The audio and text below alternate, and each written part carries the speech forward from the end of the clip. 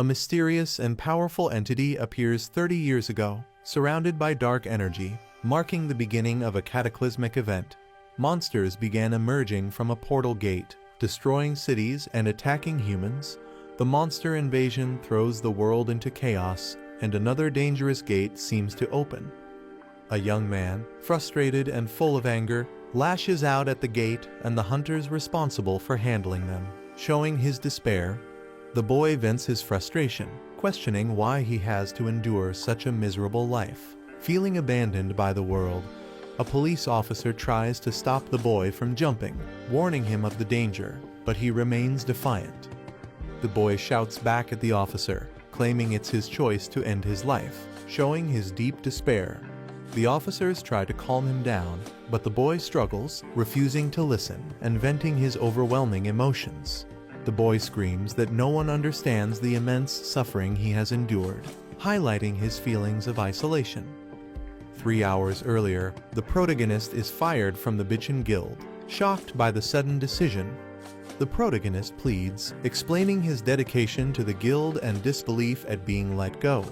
The guild leader dismisses his contributions, stating he hasn't achieved anything significant for the guild. The guild leader reveals he only hired the protagonist for his diligence, but is now disappointed due to his lack of growth as a hunter. The guild leader harshly comments on the protagonist's injury, saying he can't work with someone who's now useless. The protagonist is speechless, struggling to defend himself against the accusations. The guild leader tells him to quit and offers to calculate his severance pay immediately. Desperate, the protagonist vows to find a way to heal his leg and prove he can still work. As the protagonist turns to leave, he encounters someone with intimidating tattoos. A blonde man mocks the protagonist, telling him to leave as per the boss's orders. The protagonist recognizes him, shocked, and calls him Lee Youngjin. The blonde man ridicules the protagonist, mocking his attitude and calling him pathetic. He taunts the protagonist further, suggesting he should use his severance pay for snacks, belittling him as a D-rank hunter. The protagonist snaps, grabbing Lee Youngjin's shirt and accusing him of being ungrateful, stating he got injured saving his life. He reminds Youngjin of his reckless behavior in the dungeon that led to him being poisoned. Further venting his anger, Youngjin laughs dismissively, mocking the protagonist's claims of saving him. He tells the protagonist to stay in his lane, calling him a pack mule and accusing him of not knowing his place. Youngjin questions how someone as weak as the protagonist could even possess an S-rank skill, ridiculing him further. Youngjin mocks the protagonist's skill, explosive growth, jokingly suggesting it only helps with height. He continues to insult, sarcastically pointing out that the protagonist's growth plates are closed, provoking more anger. Furious, the protagonist attempts to punch Youngjin, calling him a punk. Their fists collide, with Youngjin blocking the attack using a shield-like energy barrier. Youngjin taunts him, saying it's time for the protagonist, Taejun, to learn his place. Youngjin throws a powerful punch aimed at Taejun. The punch lands directly on Taejun, sending him flying backward with intense impact. Taejun cries out in pain and shock, visibly overwhelmed by the attack. Taejun accuses Youngjin of acting arrogant just because he started earlier. Taejun sees this confrontation as long overdue. Youngjin punches Taejun with full force, mocking him, saying, "Let's see how tough you are today." The guild leader mocks Taejun, sarcastically labeling his crime as standing up to someone of a higher rank. Other guild members ridicule Taejun for challenging the boss, mocking him for simply being Lee Taejun. Taejun is brutally beaten and collapses to his knees, injured and humiliated. Youngjin looks smug and satisfied, breathing heavily from the confrontation. Taejun lies on the ground, battered and bleeding. A severance envelope is thrown at him with a mocking remark, thanking him for his past 7 years of work. As Taejun sheds tears of pain and humiliation, the final insult is delivered, but let's not see each other again. Taejun leaves a convenience store late at night, carrying a bag, while the clerk bids him goodbye. He walks through the empty, quiet streets under the moonlight, reflecting on his situation. Taejun opens a bottle, likely filled with alcohol, showing his desire to escape his emotions. He drinks deeply, sitting alone, visibly distressed, trying to drown his sorrow. Taejun gazes at the cityscape, enjoying the taste of the alcohol, though it seems bittersweet. He pulls out the severance envelope he received earlier, staring at it with a heavy heart. Taejun laments over the meager severance money, angry and defeated after 7 years of hard work. Feeling there's nothing left for him in the world, Taejun steps onto the edge of a bridge, considering ending it all. Taejun stands on the edge of the bridge, ready to jump, when a holographic window suddenly appears in front of him. The window displays a warning. The user's life is in danger. Please step back from the bridge. Taejun sarcastically responds, questioning why the system suddenly cares about his life now. He angrily addresses the system, blaming it for his suffering over the past 7 years. Taejun punches the holographic window in frustration, blaming the useless skill it gave him. He continues to vent his rage, criticizing the explosive growth skill for failing to improve his stats and questioning how he's supposed to survive with it. The warning reappears, urging him to step back from the bridge, but Taejun remains furious. A red warning appears, stating, "Initiating strike due to baseless violent actions by the owner." Taejun breathes heavily, his emotions boiling over. Laughing hysterically, he mocks the red warning from the system as rain pours down. Taejun challenges the system, sarcastically inviting it to strike him, calling it useless for failing to explain skills properly. In a fit of rage, Taejun hurls his bottle and attacks the holographic warning, shouting for it to disappear. He slumps in defeat, trembling from the overwhelming emotions. Taejun reflects bitterly, lamenting that no matter how hard he tries, nothing changes. He accuses the system of ruining his life, blaming it for not explaining his skill correctly from the start. Taejun screams at the system, enraged that it dares to dictate his actions, even denying him control over his own life. The police are trying to calm Taejun, urging him to come down and talk. Taejun yells at the officers, venting his frustration and expressing his suffering, standing on the edge of a railing. Taejun loses balance, his foot slipping off the railing. Taejun begins falling, looking shocked. As he falls from the bridge, he contemplates his imminent death, thinking, "This is how I die."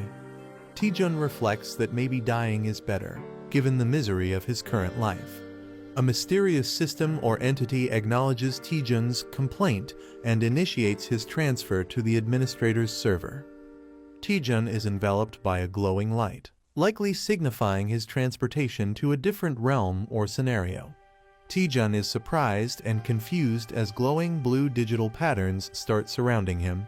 Taejun panics, asking what is happening, as the situation becomes more chaotic. Status windows appear, indicating that his system is being updated. Taejun is engulfed in a surge of bright blue energy, seemingly in the middle of a transformation or upgrade. The progress bar shows the update nearing completion, reaching 99%. The update is complete, confirmed by a glowing yellow status message. Taejun wakes up with a bandage on his nose, clearly feeling the aftereffects of something troubling. Sitting on a bench, he holds his head, complaining about a headache. Reflecting on his actions, he regrets drinking too much alone the previous night and vows not to drink again. Taejun recalls falling and suspects something unusual happened.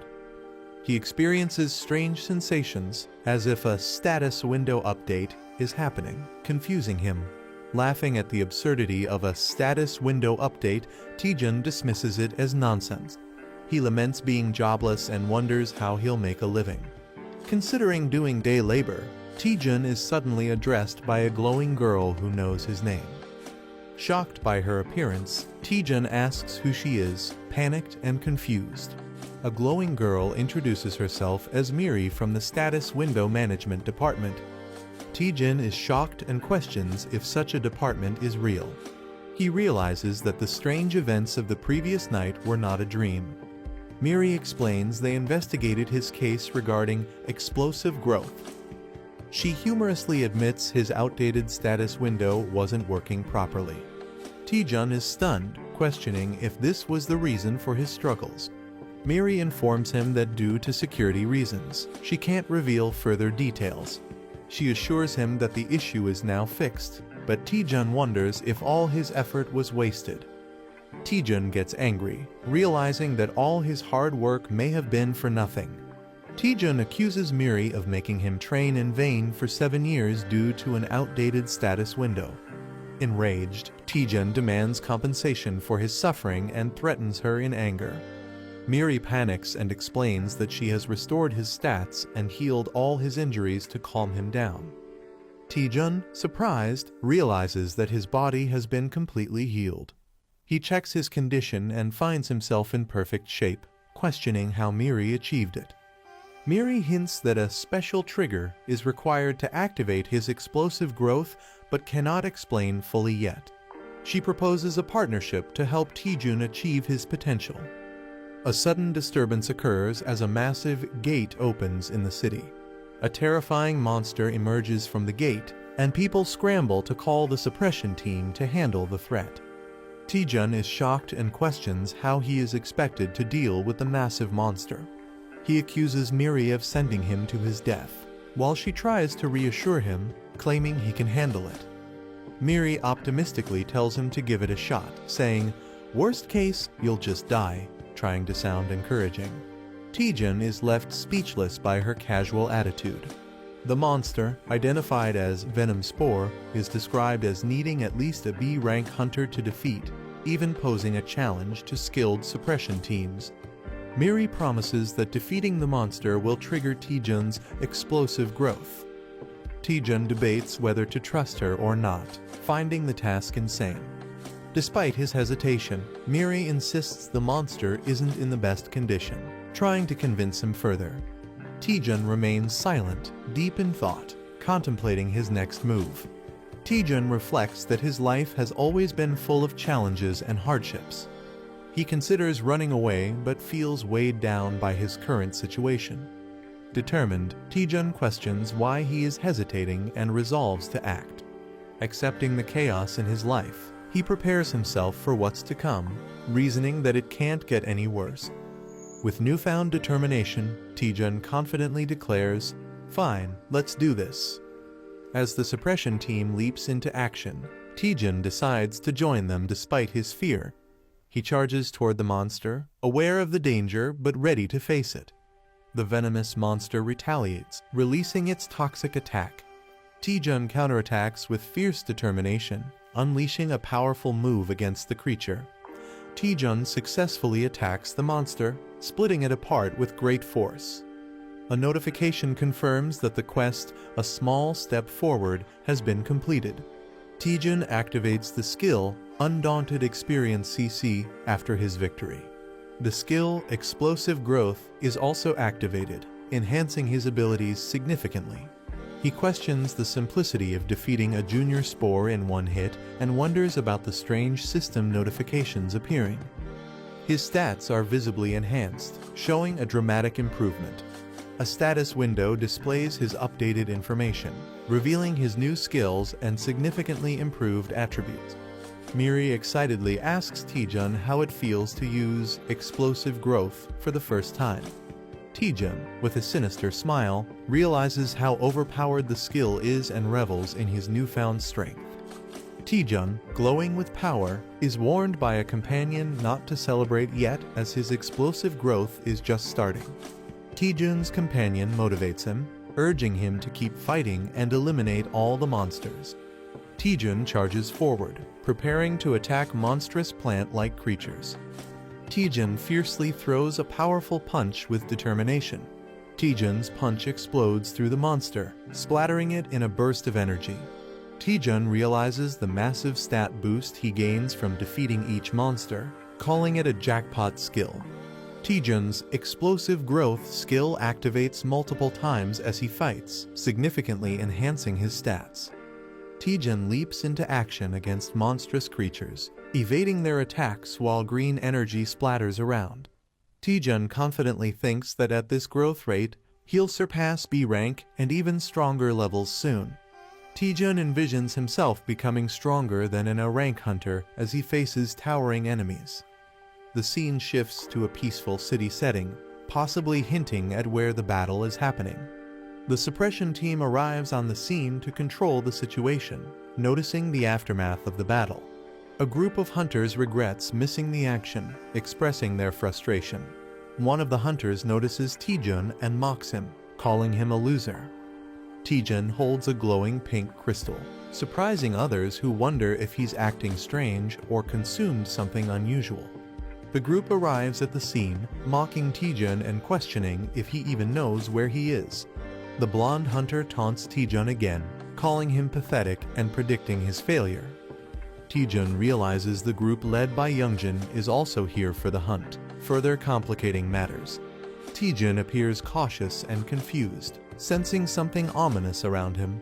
Taejun's expression shifts to a sly grin, possibly plotting his next move or preparing for a confrontation. Taejun thanks a member of the suppression team, reflecting on his current injured state. The suppression team member acknowledges Taejun's efforts, praising him for preventing a dangerous situation. Taejun laughs it off, modestly saying he was just doing his duty as a hunter.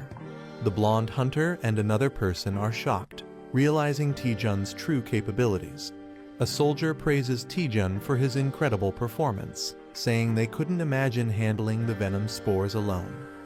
The blonde hunter, surprised, questions if Taejun really did it all by himself. The soldier confirms Taejun handled everything alone and asks if there's an issue.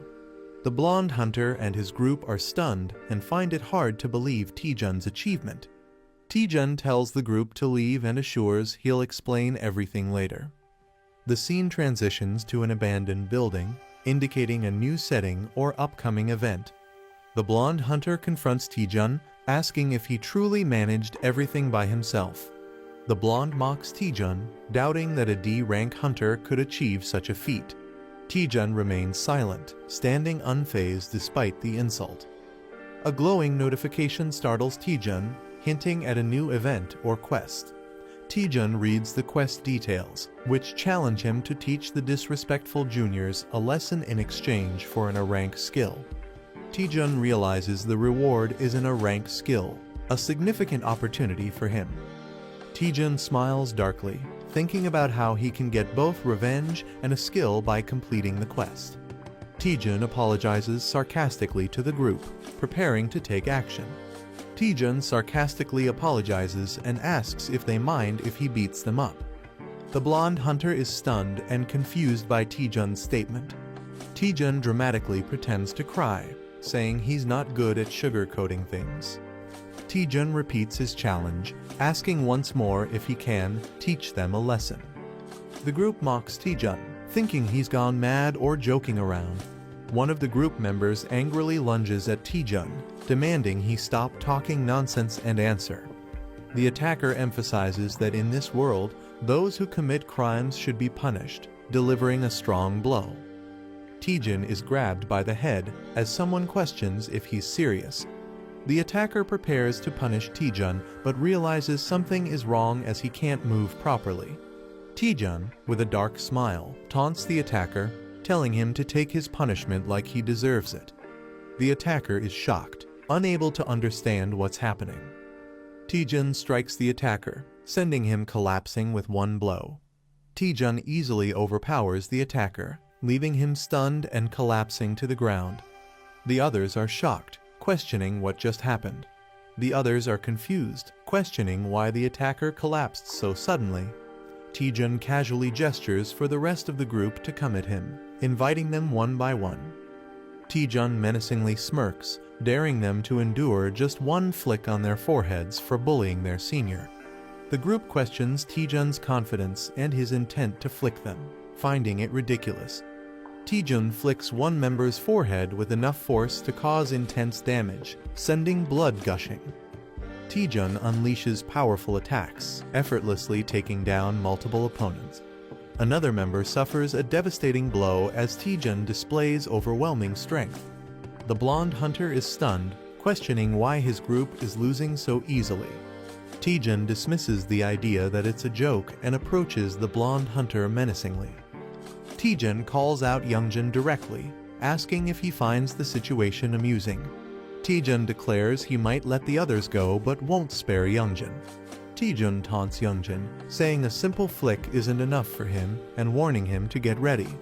Youngjin, enraged and clenching his teeth, swears revenge, calling Taejun dead meat. Youngjin activates an ice ability, surrounding himself with sharp icicles and a cold aura. He mocks Taejun, assuming he has gained some physical enhancements, and warns him not to get overconfident. Youngjin arrogantly declares that Taejun is the one who's in trouble. Taejun observes the ice missiles and sarcastically questions when Youngjin learned such a skill. Taejun reveals that he, too, has just learned a new skill, showing flames igniting in his hand. A massive explosion of fire erupts as Taejun prepares to test his newly acquired ability in a grand display of power. A rank skill that is stronger than normal fireballs and reduces the target's healing ability. He is stunned by the fireball's sheer intensity, calling it incredible. Taejun jokingly admits he's new to the skill and advises Youngjin to be cautious. The fireball unleashes a massive, fiery explosion, showcasing its destructive power. Youngjin feels the overwhelming heat and realizes the power of the fireball.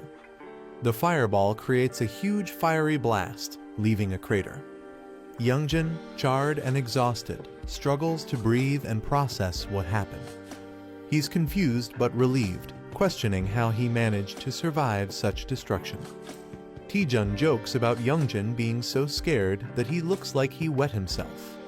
He tells Youngjin to stop bullying guild members and be more respectful. Terrified, he promises to change and never bully anyone again. Taejun charges energy in his finger, hinting at a playful but intimidating move. Taejun suggests there's still something left to deal with, keeping the pressure on Youngjin. A cheerful narrator introduces herself and promises to explain what happened in the previous episode. Taejun gains a new status window ability, unlocking powerful skills to fight back. He uses his newfound strength to stand against those who tormented him. Taejun successfully takes revenge on his bullies. The narrator hints that Taejun might have pushed his power too far, and he collapses. Taejun lies unconscious, exhausted from overusing his abilities. Despite his state, the narrator urges him to head to the dungeon. Taejun has been unconscious for 3 days, and the narrator questions if he can overcome this challenge. Taejun is lying on his bed, suffering from intense pain after pushing himself too hard. He's frustrated and tells others to be quiet.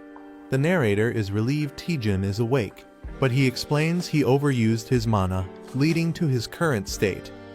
Taejun admits he was reckless and got carried away with his newfound strength. He resolves to focus on improving his mana.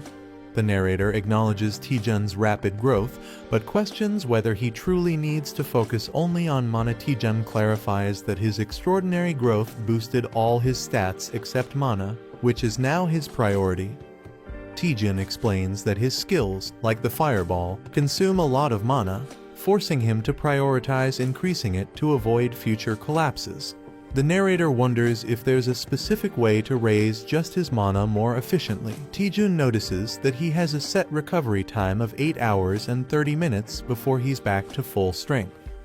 A massive tower designed for training and improving mana is shown. Taejun explains to the narrator that the Tower of Training is a well-known dungeon where beginners go to boost their mana. Despite being famous, the narrator notices the tower is oddly empty and questions why no one else is there. Taejun recalls the tower being popular a few years ago, but wonders if it's no longer in use. Taejun and the narrator spot an old man in the tower, surprising them. The old man tearfully mistakes Taejun for someone he refers to as Granny. Taejun and the narrator are bewildered by the old man's behavior, finding it strange. Taejun formally requests the old man for the Tower of Training quest, but the old man mishears it as fast food. Taejun clarifies he's talking about a quest, not fast food, but the old man misunderstands again. The old man finally understands Taejun is here for the tower's quest. The old man agrees to guide Taejun and the narrator through the tower of training. The narrator feels uneasy about the situation, but Taejun reassures her, saying he's prepared. The old man starts explaining the mechanics of the tower to Taejun and the narrator. The tower is divided into 10 stages, and clearing all of them will complete the quest. Taejun guesses the first task is to defeat 10 goblins, and he's correct. The old man acknowledges Taejun's guess with a cheerful response. Taejun impresses the narrator with his knowledge of the tower, claiming no one knows its strategies better than him. Taejun reveals he studied dungeon strategies on YouTube and memorized them, even though he couldn't go on real expeditions. Taejun confidently declares the beginner dungeon will be easy for him, earning admiration from the narrator. Taejun mutters to himself, and the old man overhears, prompting Taejun to play it off as a joke.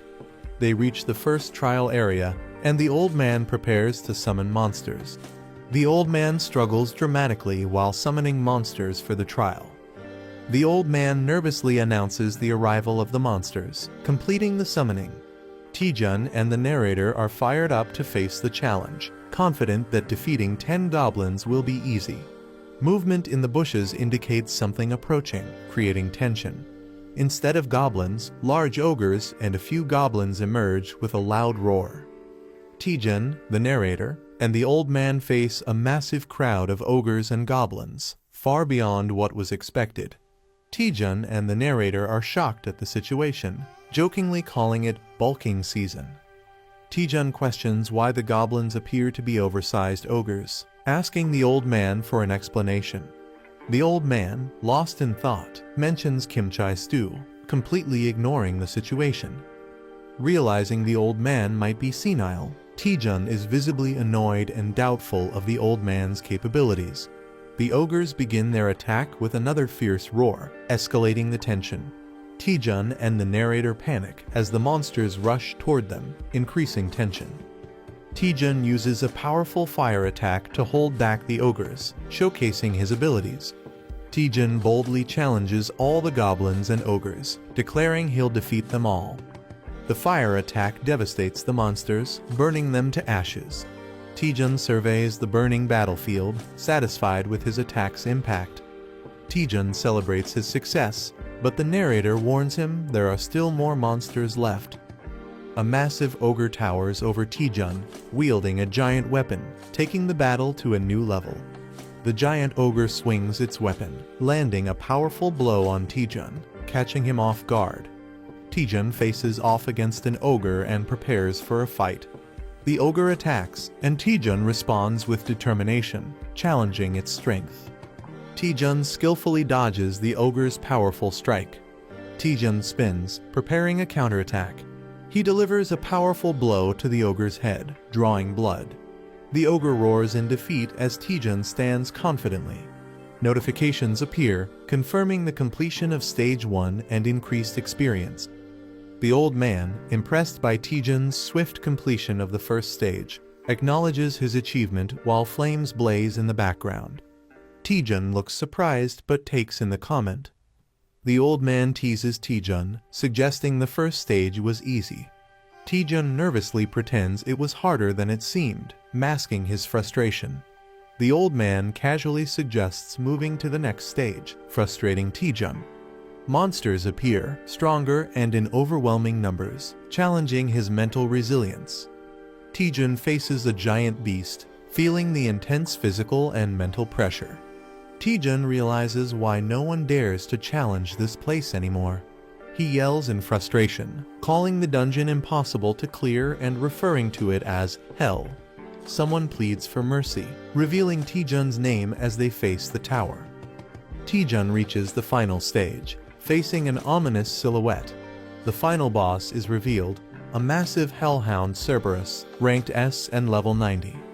Taejun is horrified, sweat dripping as he reacts to the terrifying scene. Taejun realizes the final boss isn't a simple dog as expected, but an overwhelming threat.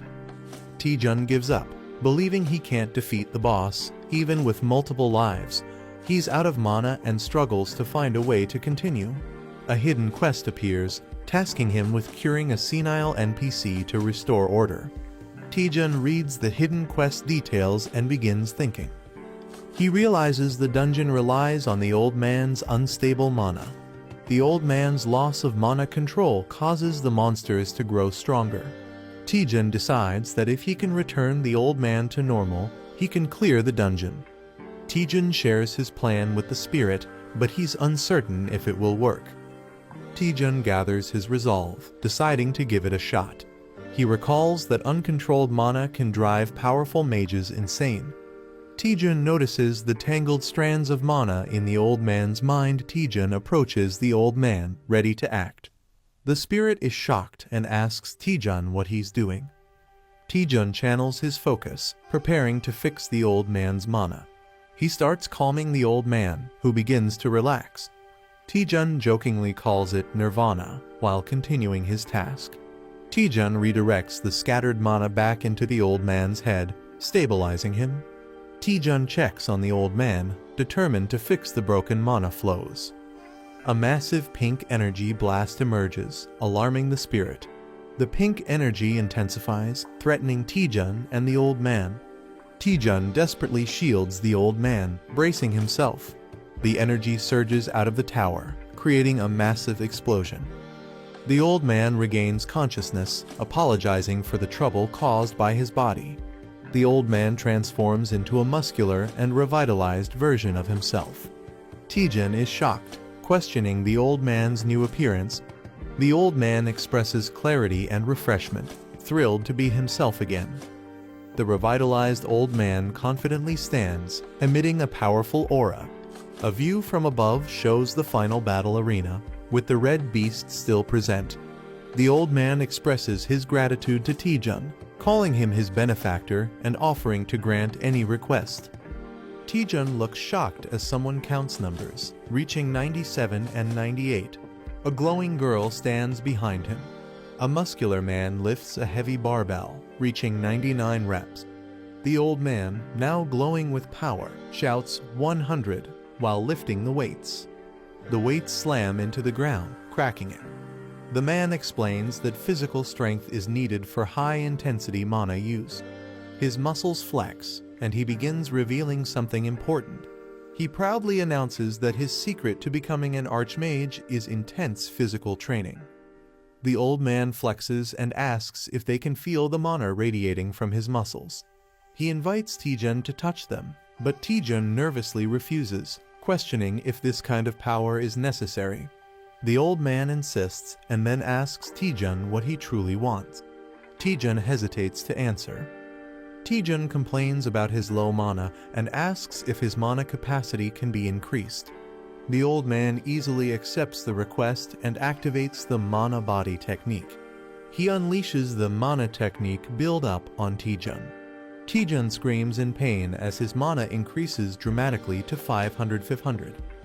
Taejun coughs and complains that he almost died from the process.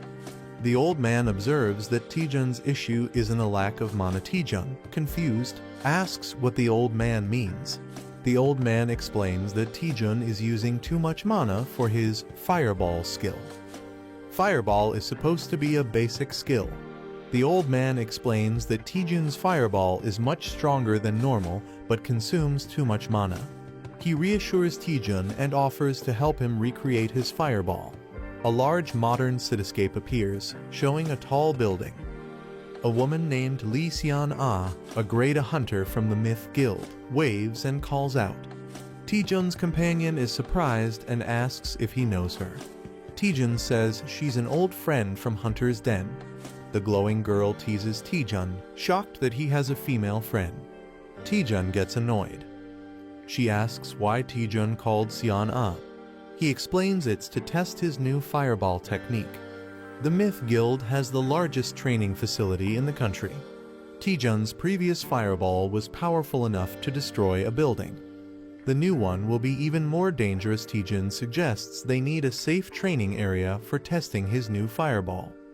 The glowing girl teases Taejun, surprised that he has more connections than she thought. Seon-ah hears something and asks what Taejun said. He nervously laughs and denies saying anything. In the elevator, Seon-ah comments that it's been a long time and asks how Taejun has been. He replies that he has just been doing his usual hunter duties. Seon-ah gives Taejun a curious look, making him wonder if there is something on his face.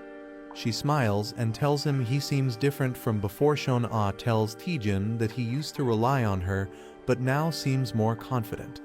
Taejun is surprised. She mentions that another person requested to use the training ground today. She hints that Taejun will be excited to see who it is. Taejun is shocked that someone arrived before him. Choi Jin-hyuk, a grade A hunter from Bichon Guild, appears riding a massive beast. Taejun and Jin-hyuk exchange intense stares, recognizing each other. Seon-ah notices the tension and wonders why they are acting like rivals after a year.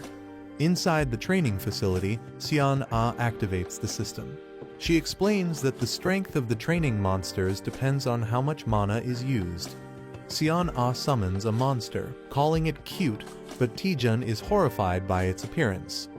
The monster rushes forward, and Seon-ah asks if that explanation was enough. She casually leaves to grab drinks, leaving them to train. Taejun, the glowing girl, and Jin-hyuk stand in silence. Taejun learns that he can create a monster using mana. A giant, muscular orc roars as it appears, surprising Taejun. Taejun cracks his knuckles, ready to fight. The orc charges at Taejun aggressively. Taejun focuses, preparing to counterattack with his fist. Taejun punches the ground, releasing a massive explosion of blue energy. A shadowy figure looms in the background. An ogre wouldn't even count as a warm-up. He considers summoning hundreds more while Taejun prepares for battle. Taejun, lying down, suspiciously asks, "It was you, wasn't it?" The other person responds in confusion. "What?" Choi Jin-hyuk glares at Taejun and accuses him. "Don't play innocent. You're the one who messed up the guild juniors, aren't you?" A battle scene flashes in the background. Taejun stands silently, looking slightly concerned or confused. Someone walks forward and says, "At first, I didn't want to believe it, but now that I look at it, it's true." Their steps echo in the empty space. Choi Jin-hyuk confronts Taejun. "Have you awakened some new power? What are you doing now that you're so strong?" He looks frustrated. A furious Choi Jin-hyuk accuses, "You're beating up your own family members who used to eat from the same pot." His face shows anger and disappointment. Taejun's face darkens as he mutters, "Choi Jin-hyuk." His expression is filled with determination and rage. A flashback shows Taejun, Choi Jin-hyuk, and Lee Seon-ah enjoying a meal together at Hunter's Den. The text reveals that Choi Jin-hyuk was once one of Taejun's few trusted friends. Choi Jin-hyuk distances himself from Taejun as he joins the Bichon Guild and climbs the ranks, symbolizing their growing gap. Choi Jin-hyuk, now more powerful and confident, surrounds himself with strong allies. Taejun watches from afar, feeling left behind. His expression is colder, showing that he has become someone different from the friend Taejun once knew. Taejun, carrying a large backpack, looks troubled. The text states, "I'm no longer a friend," indicating his bond with Choi Jin-hyuk is broken. A deformed man arrogantly admits, "Yeah, I did it. So what are you gonna do about it?" His expression is mocking and unbothered. Choi Jin-hyuk is shocked as the same man dismisses the situation, saying, "So I roughed those punks up a bit, big deal." The deformed man continues to justify his actions. "They were the ones who messed with me first, weren't they?" His face is unsettling and intense. Choi Jin-hyuk gets angry, clenching his teeth. He confronts someone, "And you? While I was getting beaten to a pulp, what did you do besides watch?" He believes the person should have fought alongside him. Choi Jin-hyuk grabs Taejun aggressively and yells, "Hey, you've got some nerve." Taejun is taken aback, responding, "Excuse me." Taejun stays calm despite being choked, saying, "You're strangling me. It's hard to breathe. I feel my life is at risk, so this is self-defense." His expression is indifferent. Lee Seon-ah enters the scene cheerfully, saying, "Sorry to keep you waiting. This sister has something for you." She holds a bag, possibly with supplies or weapons. Lee Seon-ah looks shocked, possibly reacting to the fight between Taejun and Choi Jin-hyuk. Seon-ah yells, "You two, what are you doing?" as Taejun and Choi Jin-hyuk clash fiercely. Choi Jin-hyuk swings his spear, sending a powerful red energy attack at Taejun, who dodges just in time. Taejun nervously calls for a timeout as he tries to escape. Choi Jin-hyuk responds, "There's no timeout." Taejun gets hit hard and is sent flying backward, crashing to the ground in pain. Choi Jin-hyuk acknowledges Taejun's growth, saying, "You've really become stronger, Taejun," while gripping his spear. Choi Jin-hyuk powers up with electricity and says, "I'll face you seriously."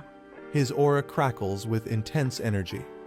Taejun smirks and playfully says, "Should have done that from the start, tilde haha." He downplays his injuries, calling it just a scratch. Choi Jin-hyuk gets frustrated and thinks, when did this punk get so good at taunting? As his electrified power surges, Choi Jin-hyuk activates the Bitchin spear technique, first form. His spear crackles with powerful yellow lightning. He fully unleashes Thunder Spear, surrounded by electric energy, showing his strongest attack. Lee Seon-ah is shocked and yells, "You're crazy, Choi Jin-hyuk, pulling out the Thunder Spear here." Taejun smirks and casually says, all right, tilde, I knew you'd use that technique, tilde." He seems unfazed by the attack. Taejun steps forward confidently, saying, "Then I'll go all out too." He prepares to counter Jin-hyuk's attack. Lee Seon-ah and the spirit next to her look surprised, reacting to something unexpected. Wait, is that? Taejun begins charging a powerful energy blast, glowing blue. He unleashes a massive fireball attack, engulfing the battlefield in bright blue flames. A system message appears, revealing the attack's name, Archmage's Fireball as it reduces the enemy's healing ability on impact. Choi Jin-hyuk is stunned, thinking, that's just like an energy blast, as Taejun's attack threatens to overwhelm him. A character gathers immense energy, forming a glowing orb in his hands. He unleashes a massive blue fireball attack, sending it towards his opponent. The skill used is Archmage's Fireball S, which reduces healing upon impact. An enemy, wielding a sword, looks in shock, realizing the immense magical power of the attack. He panics, thinking he can't block such a powerful attack. The fireball explodes, creating a massive shockwave and engulfing the area. A mysterious mechanism activates, possibly a defensive tool. The explosion spreads, shaking the battlefield. Taejun, Lee Seon-ah, and Fighter all look in shock and fear *** at the overwhelming destruction. A mysterious figure appears, radiating powerful energy, and Taejun asks, "Who are you?" She is revealed to be Cha Soo-hyun, an S-rank hunter and the vice president of Myth Guild. She scolds Taejun, saying his reckless attack could have caused a serious accident. Taejun, feeling guilty, nervously explains that he miscalculated the power since it was his first time using the skill. The fighter sees the situation and thinks Taejun is in serious trouble. Cha Soo-hyun, in a dramatic moment, intimidates Taejun, making him sweat. However, instead of punishing him, she suddenly offers Taejun a chance to join Myth Guild. The blonde-haired fighter is shocked and furious, unable to believe it. It's revealed that Cha Soo-hyun is one of the strongest hunters in the country, making her offer a huge deal. Cha Soo-hyun officially offers Taejun a scout proposal, recognizing his talent. She admits she has never seen a fireball that powerful before and praises Taejun for pushing basic skills beyond their limits. She repeats her offer with an eager smile, showing genuine interest in recruiting him. Taejun is shocked but intrigued, realizing how rare it is to receive such an offer from the Myth Guild. Lee Seon-ah is overjoyed, feeling that Taejun's skills are finally being recognized. It's revealed that Myth Guild is one of the top 4 major guilds in Korea, alongside Hongik, Longhwa, and Chunjeon. Taejun considers the offer, thinking that joining Myth Guild would be a huge advantage for him. Cha Soo-hyun emphasizes that a true hunter must constantly train and overcome their limits. Taejun recalls his earlier excitement, remembering that he wanted to duel today to test his own limits. Choi Jin-hyuk looks confused, denying that he ever agreed to duel Taejun. Taejun, fired up, reflects on his fight with Choi Jin-hyuk, realizing something important. He sees Jin-hyuk as a massive mountain he cannot overcome yet, symbolizing his current limits.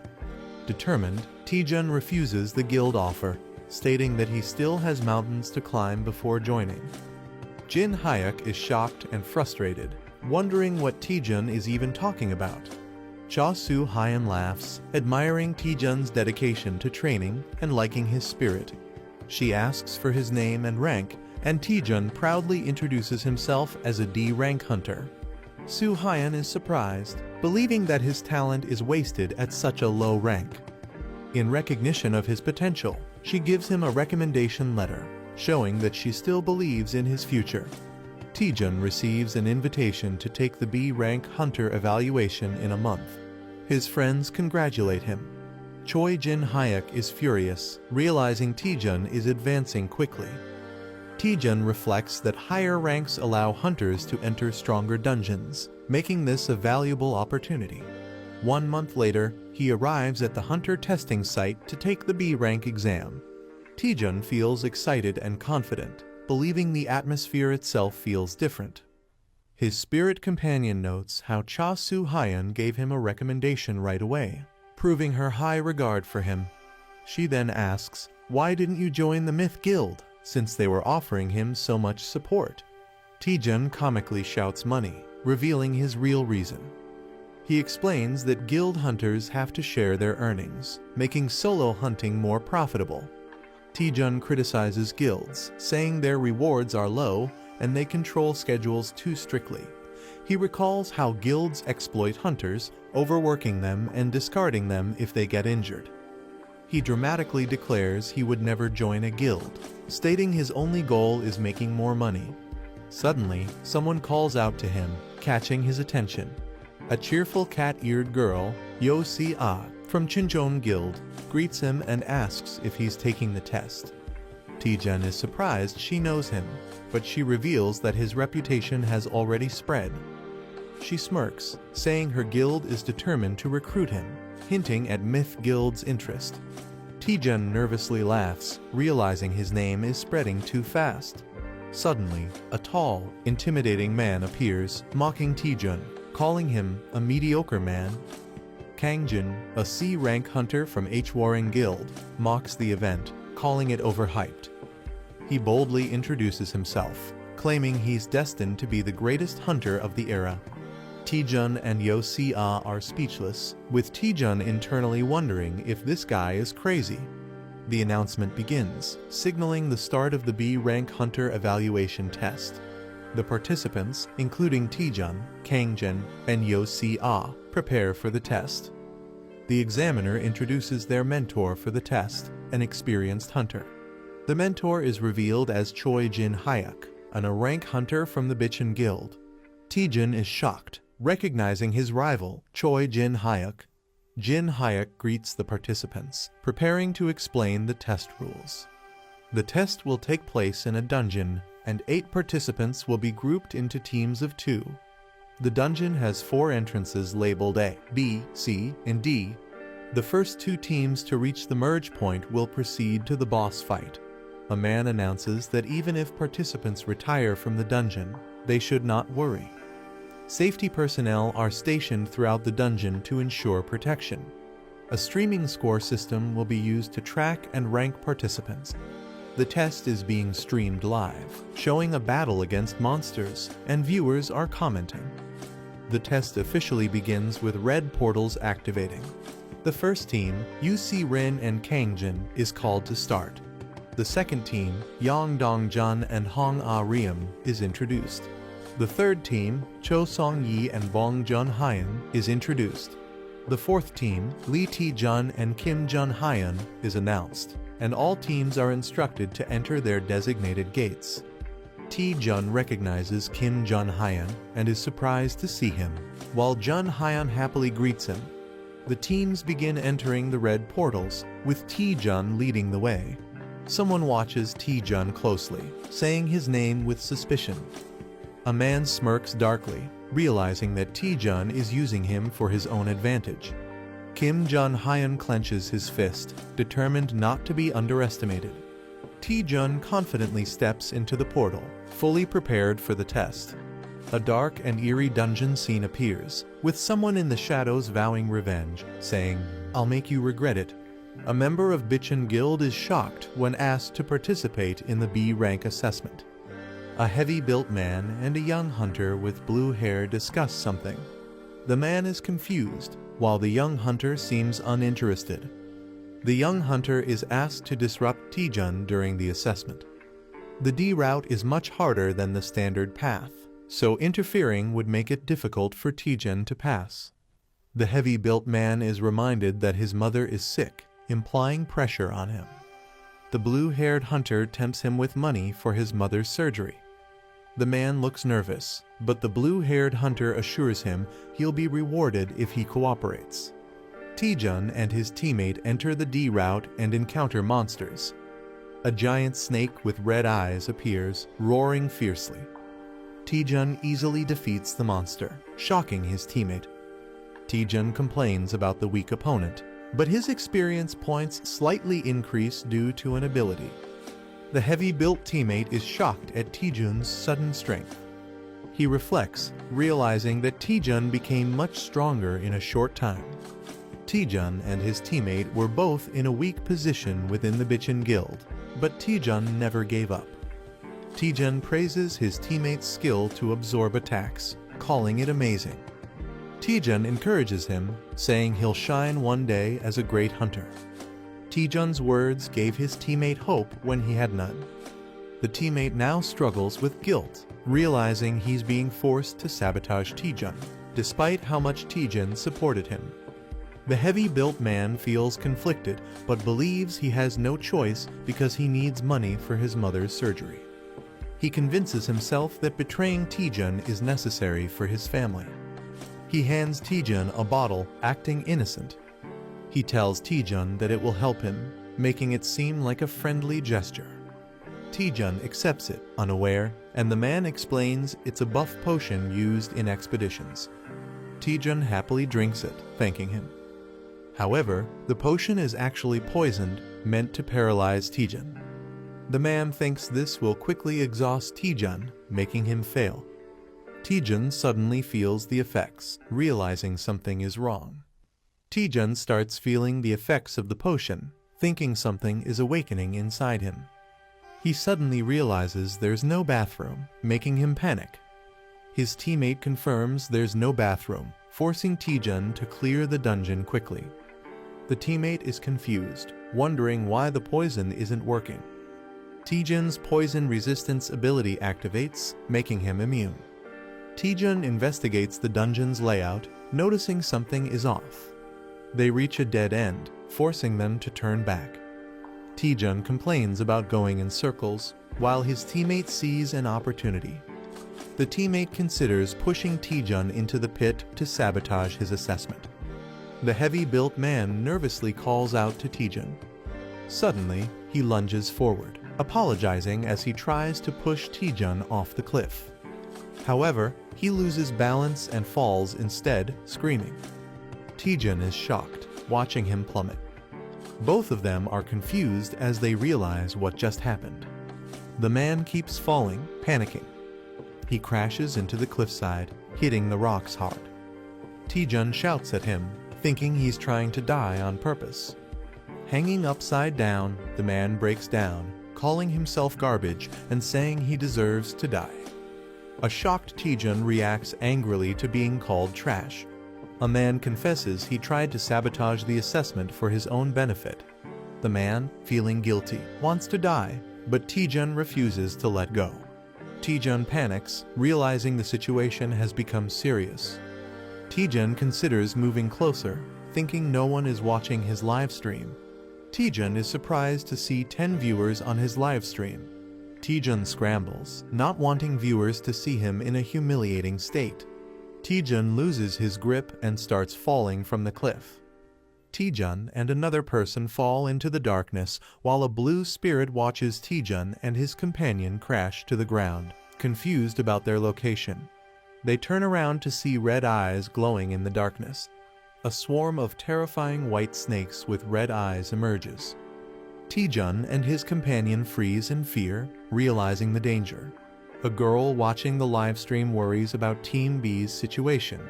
Exhausted fighters struggle to battle the deadly snakes while viewers mock them. The girl doubts whether Team B can survive the ordeal. A terrified man panics and runs away, abandoning his team. With a teammate fleeing, the remaining member screams for help as Team B is eliminated. Team C is in chaos as one member attacks another in frustration. UC Rin cheerfully introduces herself while facing the deadly snakes. She confidently declares her intent to defeat the 1,000-year white snake. UC Rin prepares for battle, but the snakes suddenly disappear. A man aggressively attacks on his own, while UC Rin questions his actions. The man sees this assessment as a chance to impress the higher-ups. Determined, he unleashes a powerful attack, unwilling to miss his opportunity. UC Rin realizes he wants all the attention for himself. Refusing to be outdone, she activates her ice powers, ready to fight. UC Rin unleashes a powerful ice attack, Frost Wind. A fierce battle erupts as Team A dominates the battlefield. Team A reaches the boss room first, proving their elite skills. A mysterious figure claps, acknowledging their achievement. Choi Jin-hyuk offers to lead them to the boss room. UC Rin realizes that Lee Taejun hasn't arrived yet. Choi Jin-hyuk confirms Team D's signal is lost, hinting at their elimination. A teammate mocks Taejun, doubting his potential. Choi Jin-hyuk leads Team A through a portal to the boss room. Choi Jin-hyuk smirks, realizing Junhyun's plan was successful. He mocks how Vice President Cha Soo-hyun would react if she knew the truth. The group looks shocked as they sense something ominous. A monstrous spiked snake corpse lies before them, unsettling the team. A skeletal figure sits on a throne, exuding a terrifying aura. The Skeleton King awakens, its eyes glowing with dark energy. The absorption skill allows the user to absorb magic attacks and return them. The more magic absorbed, the stronger the attack, but it depends on the user's limits. A comedic moment shows the absorption skill leading to an unexpected fiery result. Lee Taejun and Kim Jun Hyun use their combined attack, Hell Train. Taejun pushes Jun Hyun to absorb more power as they charge forward. Determined, they rush straight to the boss room. Team A is confused, realizing the boss should be the Emuji. The team wonders how things took a drastic turn. Suspicion rises as they question the mysterious lick before them. The lick fully awakens, its glowing eye radiating dark energy. Team A realizes the danger as they recognize the powerful lick. They are shocked to see a lick instead of the expected dungeon boss. Choi Jin-hyuk urgently commands everyone to retreat. The lick and the monstrous Emugi stand side by side, ready to attack. The lick launches an attack as the Emugi roars fiercely. Choi Jin-hyuk prepares to counterattack with determination. He leaps into action as the Emugi strikes with force. UC Rin and her teammate refuse to stay idle and prepare to assist. UC Rin and Kang Jin launch their combined attacks against the Emugi. The Emugi retaliates, injuring UC Rin as she screams in pain. Choi Jin-hyuk panics as he sees his teammates wounded. He realizes that the lick is controlling the Emugi. He determines that taking down the lick is the key to victory. Choi Jin-hyuk prepares to strike but is caught off guard. The Emugi launches a surprise attack, hitting him hard. He regrets recklessly charging in without a proper strategy. The Emugi roars, ready to finish him off as he faces near death. The girl regrets not saying something before dying. A hunter is violently thrown back by a powerful attack. A shocked boy feels fear as he senses something terrifying. The team celebrates reaching the boss room. A man is relieved to be alive but realizes something is wrong. Urgent warning is given to Lee Taejun and Kim Jun Hyun. A massive monster, Emugi, looms over them in danger. Taejun and Jun Hyun barely dodge a devastating attack. They realize facing a lick and an emugi is too much for a B-class test. The man suspects someone is sabotaging the evaluation. The team speculates that a powerful guild member might be involved. Taejun acknowledges the situation but finds it complicated. Taejun confidently suggests taking down the emugi.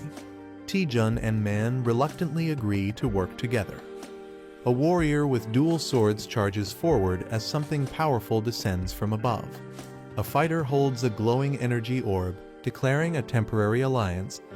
One character asks if Jun Hyun can take more fireballs, but he seems exhausted.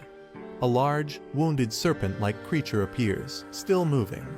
A character warns Lee Taejun to be cautious as a dangerous attack approaches. The fighter with the glowing orb confirms that he also sees the danger. A massive 20% fireball attack is launched toward the enemy. A massive blue energy dragon appears, roaring fiercely. A warrior activates Divine Spear Technique, second form, preparing to attack. The warrior unleashes a powerful spear technique, cutting through the air. A lick with a flaming purple staff stands atop a defeated beast. Yu Si-rin and Hangjin see the lick is vulnerable and prepare to strike. Hangjin charges at the lick while it casts an attack. Hangjin declares he won't miss his opportunity to attack. He delivers a powerful ice punch straight at the lick. A fighter asks Jun Hyun for one last favor, believing they can't lose as a team. Lee Taejun and Kim Jun Hyun activate a collaborative attack. Hell Train attack is unleashed, surging with immense energy. The enemy is frozen solid, trapped in ice. A fighter questions if they've finally defeated the enemy. The entire group looks shocked, realizing something unexpected. The lick survives the attack, unaffected by their efforts. The lick counterattacks, summoning deadly energy spikes. Two fighters are impaled, unable to escape. More allies are struck, screaming in pain. The team is injured and trapped by ice spikes, realizing the lick seems immune to damage. A fighter questions their lack of knowledge about the lick, wondering if they missed something. A mysterious manager appears, glowing with energy. The manager jokes about struggling to download an app.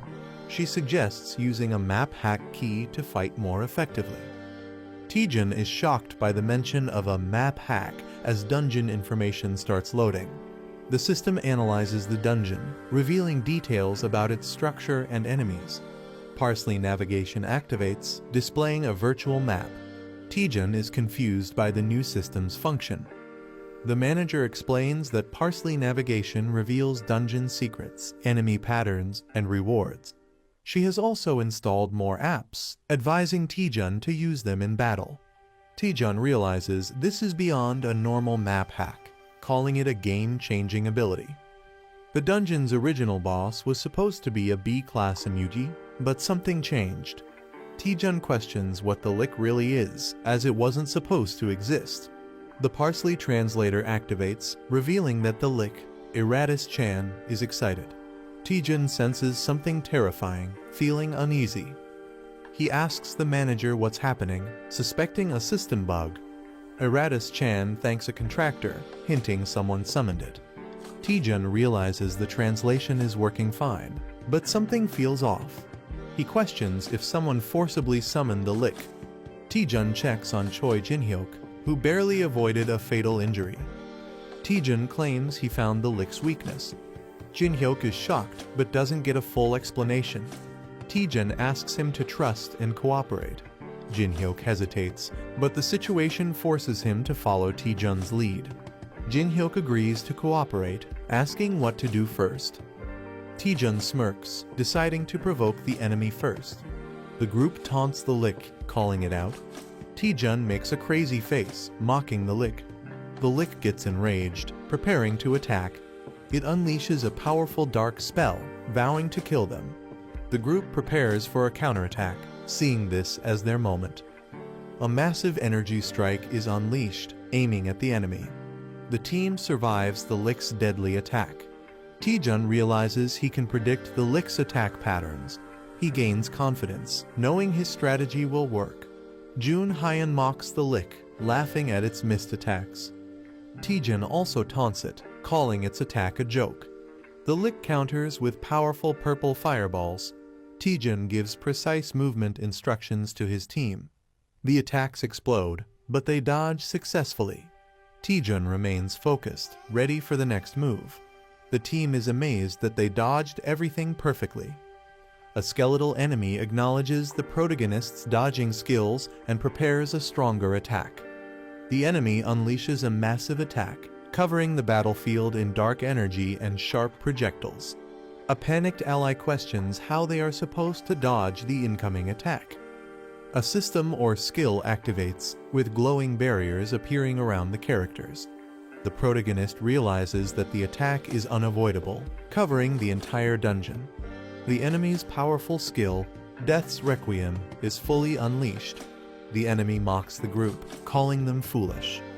The protagonist counters, saying if they keep dodging, the enemy will just use an undodgeable spell.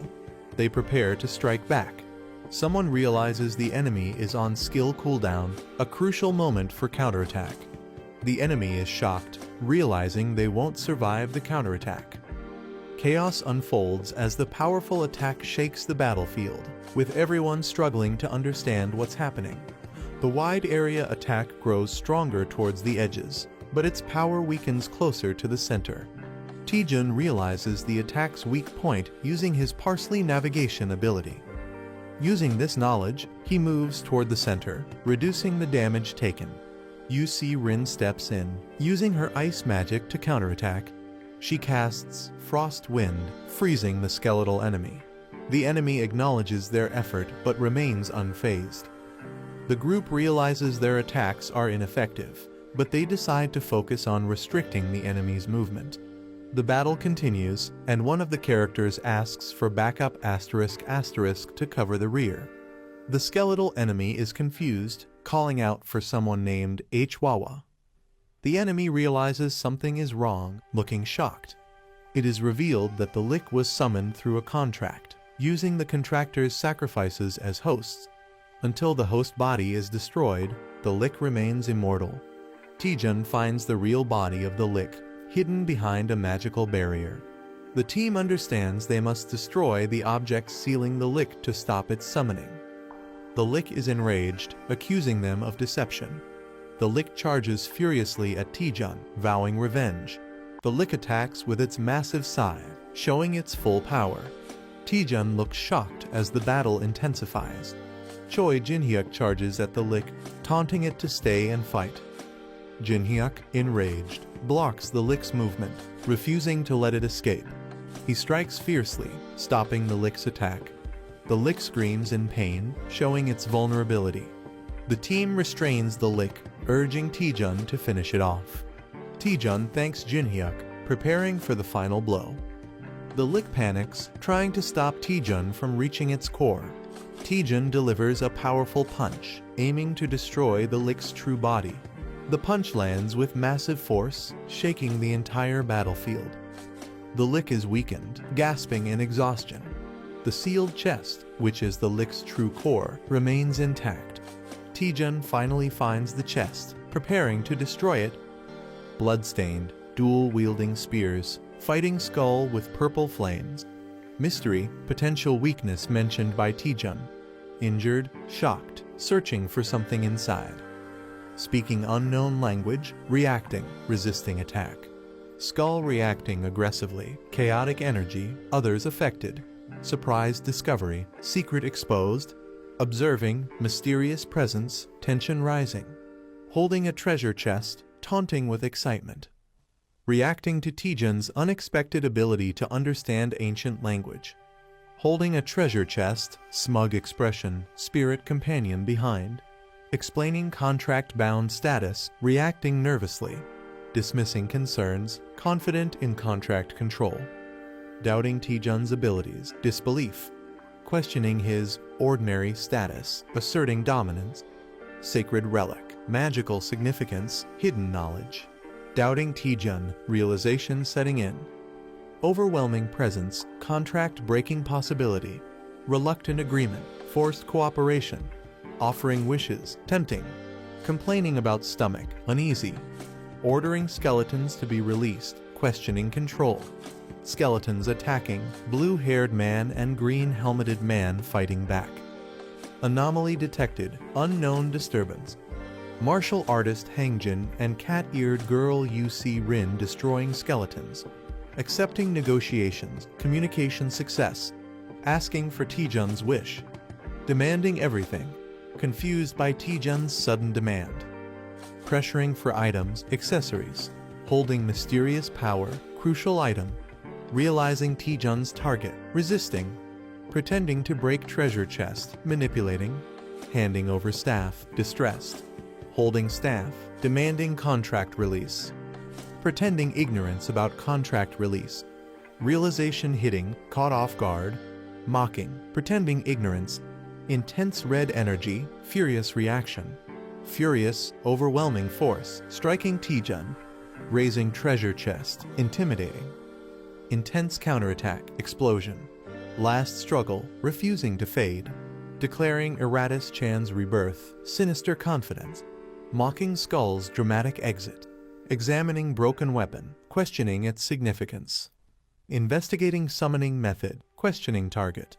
Thrilled about new item, materialistic attitude. Observing Taejun's greed. Newly discovered item, unexpected find. Speculating value, linking it to the skull. Concerned, checking on him. Assuring he's fine, activating interface. Doubting Taejun's victory against the lick. Declaring victory, dismissing concerns. Hangjin acknowledges Lee Taejun's skills and calls him an impressive hunter, while UC Rin cheers him on. A shocked reaction as Lee Taejun stands bloodied, and someone calls out his name in concern. A remorseful Choi Jin-hyuk says, "I'm sorry," looking down at Lee Taejun. The helmeted Choi Jin-hyuk admits to poisoning and throwing Lee Taejun into the pit, revealing they ordered Jun Hyeon to do it. The guilty Choi Jin-hyuk admits they resented Lee Taejun for working hard despite lacking talent. The Choi Jin-hyuk sincerely apologizes to Lee Taejun. He smiles and mockingly tells them to do it properly next time, acting like he wasn't even affected. Taejun calls out the deception, questioning what's really going on. The Choi Jin-hyuk suggests moving forward, inviting Lee Taejun for a meal as a celebration for becoming a B-class hunter. Kim Jun-hyeon admits to poisoning and throwing Lee Taejun into the pit, revealing that he ordered Jun Hyeon to do it. Taejun awkwardly asks a secretive question. Taejun whispers, "Do you like Lee Seon-ah?" catching the other person off guard. Taejun's question about Lee Seon-ah causes a hilarious shocked reaction. The accused character frantically denies it, while another teases them. A glowing green gate appears, signaling their way out. UC Rin and Kim Jun-hyeon celebrate being able to leave, dreaming about food. Taejun smiles and tells everyone to go back together. The group walks toward the portal, feeling the relief of survival. Taejun hesitates for a second as he steps through the gate. They successfully exit, and a mysterious figure watches them. Taejun is officially promoted to B-class hunter, greeted by some intimidating figures. Lee Taejun is shocked to see Seo Yeon HWA Clear Sky Guild representative and Maddie Pyong Hwarang Guild representative. Maddie Pyong, a powerful and imposing figure, raises suspicion as Taejun wonders why the strongest hunters are present. The elegant yet authoritative Clear Sky Guild leader enters. Seo Yeon HWA reveals that someone interfered with their test, manipulating the results. She explains that monsters, including the Lick and an undead Emugi, should not have appeared. The investigation suggests that a powerful force was trying to disrupt both the Clear Sky Guild and Hwarang Guild. Revealing the culprit, Seo Yeon HWA finally points to the responsible party. She looks directly at Lee Taejun and says, "It's you." Lee Taejun is left utterly dumbfounded, unable to comprehend how he could be the culprit. UC Rin and Hangjin defend Lee Taejun, insisting there's no way he could be responsible. She smirks and points out that Taejun seemed to handle everything alone. The high rankers reveal they witnessed everything live, including Taejun's leadership and strategic decisions against the Lick. She suggests that the Lick's weakness was concealed somewhere, and Taejun somehow knew about it. Seo Yeon HW questions how a D-rank hunter like Taejun knew so much critical information. Even Hangjin and Yu Si-rin start to hesitate, considering the possibility. Seo Yeon HWA steps up to Lee Taejun, pressing him for answers. She outright claims that Taejun knew about the Lick in advance. He freaks out, denying it completely, but his shocked reaction only makes him look more suspicious. Taejun looks nervous as someone questions his hesitation, likely in a high-pressure situation. A warrior unleashes intense energy, warning Taejun that he will cut him down if he doesn't answer quickly. Taejun panics, realizing that the threat is serious and his life is in danger. Taejun, sweating and desperate, tries to think of a way to explain or defuse the situation. Taejun recalls something important related to a Lick, a sacrifice, and a contractor, possibly a key mystery. Someone interrupts, asking everyone to listen, possibly to prevent a fight or explain something. A new character excitedly reveals that his dream has always been to become a necromancer. The warrior and the blue-haired girl are surprised by the sudden statement. The character explains that he has studied undead creatures since childhood, knowing their abilities and weaknesses. Taejun proudly reveals that he figured out the Lick's hidden weakness. A woman doubts Taejun's claim and questions its validity. The others, including the red-haired warrior, react in surprise to what Taejun shows them. Taejun presents a severed finger found in a sarcophagus, proving someone made a contract with the Lick. Taejun explains that the Lick wasn't a natural dungeon boss. Someone summoned it to interfere with the test.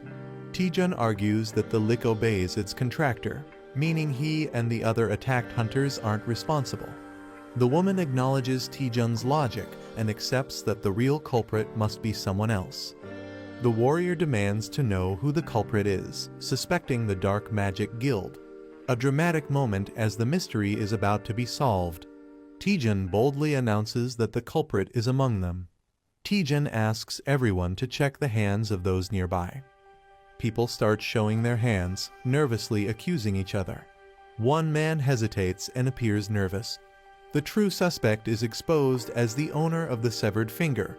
She is impressed and questions how Taejun figured it out. Taejun casually jokes that he learned this from detective manga. She looks completely stunned and exhausted by Taejun's reasoning. The warrior charges at Seo Yeon HWA, who prepares a magical defense. Someone traps the culprit inside a glowing green barrier to prevent escape. Furious, he charges at the bald man, vowing not to forgive him for harming his apprentice.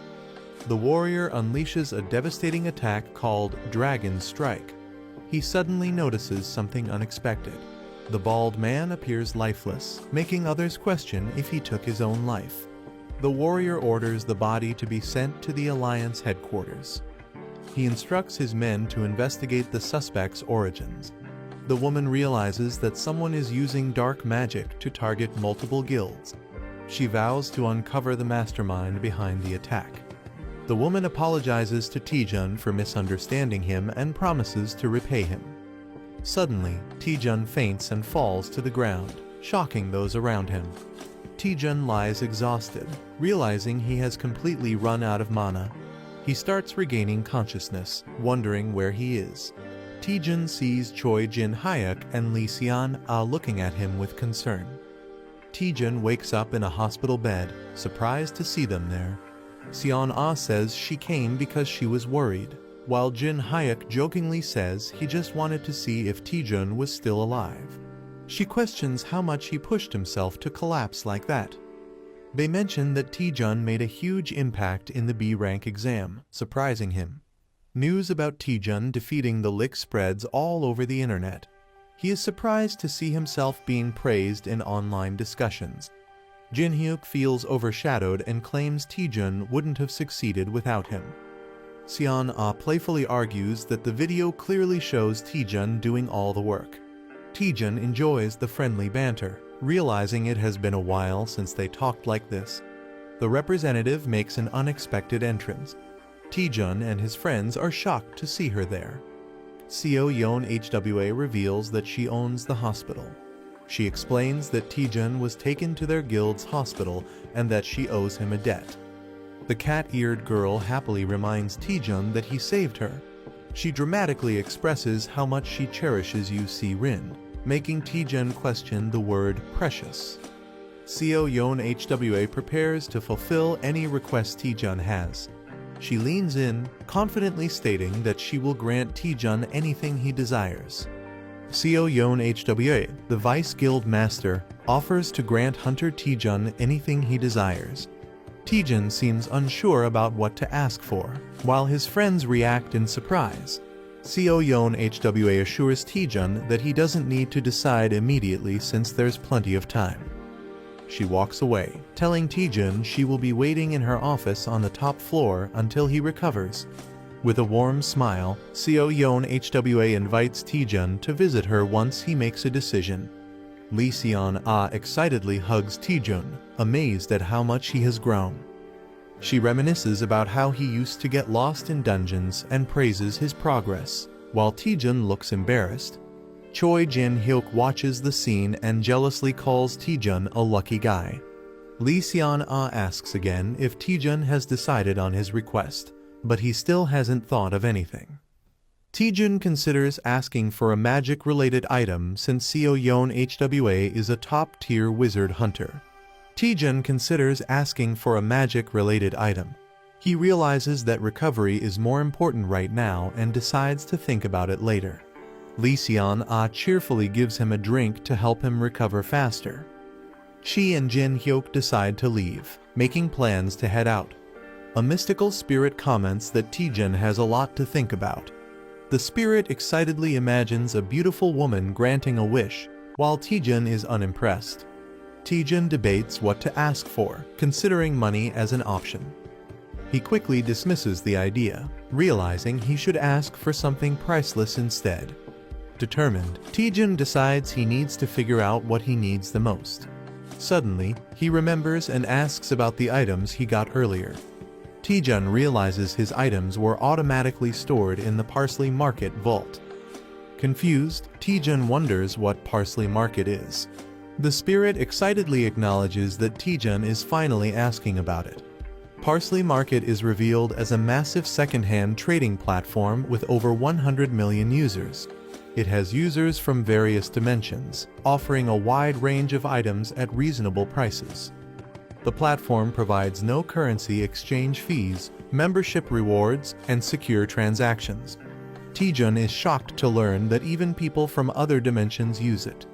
The spirit encourages him to try it out, while Taejun realizes he has unique access on Earth. Taejun understands his advantage. He can buy artifacts from other dimensions and sell Earth items exclusively. Excited, Taejun realizes he has the opportunity to monopolize the market. Taejun gets greedy, imagining the money rolling in, while the spirit looks unimpressed. Excited, he decides to connect to Parsley Market and collect amazing items. Taejun initiates the connection, pressing the screen. The system begins analyzing his body and player data as he connects.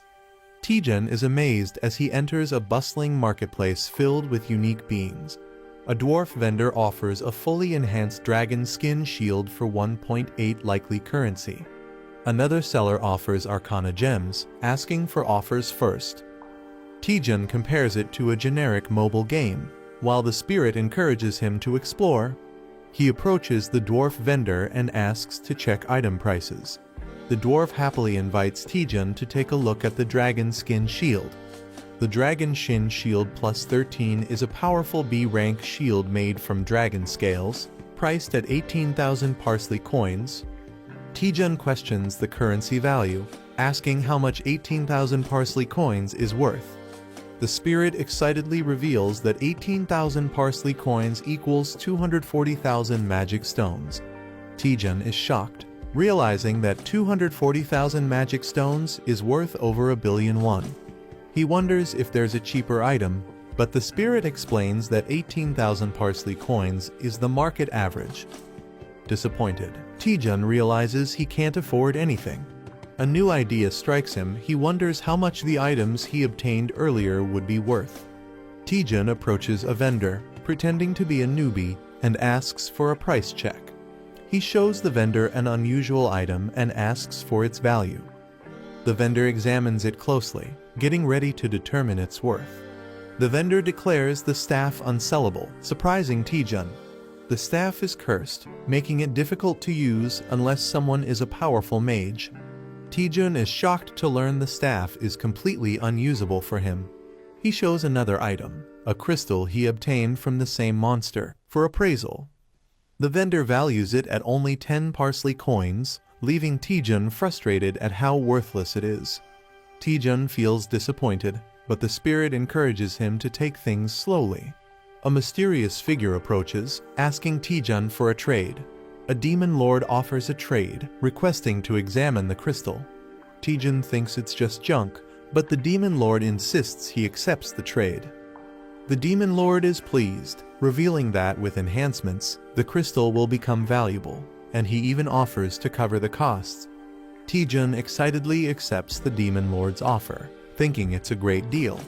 The demon lord reveals a condition: if the enhancement fails, Taejun must cover all costs. Taejun and the spirit are shocked by the risky condition.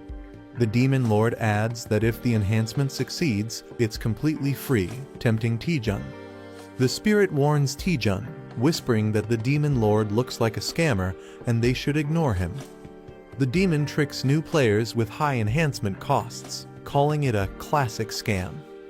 A character sees through the scam, thinking only a fool would fall for it. Something unexpected happens, making the character hesitate. The demon reassures that the player can stop enhancing anytime. With confidence, he prepares to begin the enhancement. A girl tries to stop Taejun, fearing he'll lose all his money. He reassures her, saying he has a winning strategy.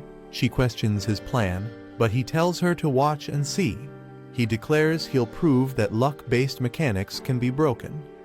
The demon lord explains the game rules, where Taejun can keep enhancing until he decides to stop. If Taejun succeeds, all costs are covered by the demon lord. If he fails even once, Taejun must pay everything himself, making it a risky gamble. The higher the success, the bigger the risk, making it a high-stakes game. The demon lord gives Taejun 100 parsley coins and materials for enhancement. The demon lord offers to show a perfect spot, but Taejun remains skeptical. Taejun confidently starts the enhancement, ignoring the demon lord's trickery. The obsidian crystal begins glowing, signaling something unexpected. The enhancement of the obsidian crystal was successful, granting +1 strength. The demon lord is surprised by the success rate and admires the player's boldness. The demon lord taunts, questioning if the player will stop at just one enhancement. The player smirks confidently, hinting at his next move. With a crazed look, the player declares he's going straight to +9, daring others to back out. The demon lord is shocked and questions if going straight to +9 is a wise choice. The player mocks the demon lord, laughing and asking if he's scared. The demon lord mocks the player, calling him an idiot for attempting a +9 enhancement with a near impossible success rate. Seeing the challenge, the demon lord decides to take the bet and commits his money. The player confidently confirms the deal with a smirk. He presses the Enhance button, ready to take the risk. A rapid sequence of enhancements begins, filling the screen with energy. A character panics, calling out to Taejun in disbelief.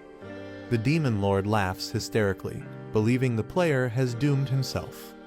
A dramatic reveal: Taejun succeeds in enhancing the crystal to +9. The enhanced obsidian crystal now grants major stat boosts and mana recovery. The demon lord is left in shock, unable to comprehend the impossible success. The demon lord is in complete shock, unable to believe the player succeeded in enhancing to +9 without a single failure. Others suspect the player might be a game admin due to his unbelievable success. The demon lord, unwilling to let him go, plots to get him to enhance again. He tries to tempt the player by mentioning that he's only one enhancement away from max level. With a creepy grin, the Demon Lord pressures him to go all the way. The player hesitates, holding the enhanced crystal and considering full enhancement. He reveals that his success up to +9 was guaranteed due to the extraordinary growth buff. However, the chance for the final enhancement is only 10%, making failure a huge risk. Despite the low chance, the player's curiosity and excitement push him to try. Instead of deciding immediately, he suggests making a deal with the Demon Lord. The player confidently suggests going to the perfect spot for the enhancement. They arrive at Pierian Peak, a legendary enhancement spot. Other players pray desperately, fearing complete ruin if they fail their enhancements. The player stands calmly among the desperate crowd, exuding confidence. He claims he can feel the sorrow of all the failed enhancements from this place. The elf girl asks if enhancing at this location will increase his chances. With a smirk, the player bluntly states that it won't help at all. She is shocked and questions why they even came to this place. The player cryptically explains that luck follows a flow. He believes that understanding the right timing can help overcome even the lowest odds. The elf girl is somewhat convinced, but still questions the reason for coming here. The player cryptically asks if she can hear the wailing of countless items.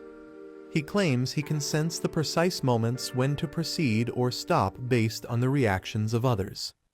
With confidence, he declares that luck is now on his side.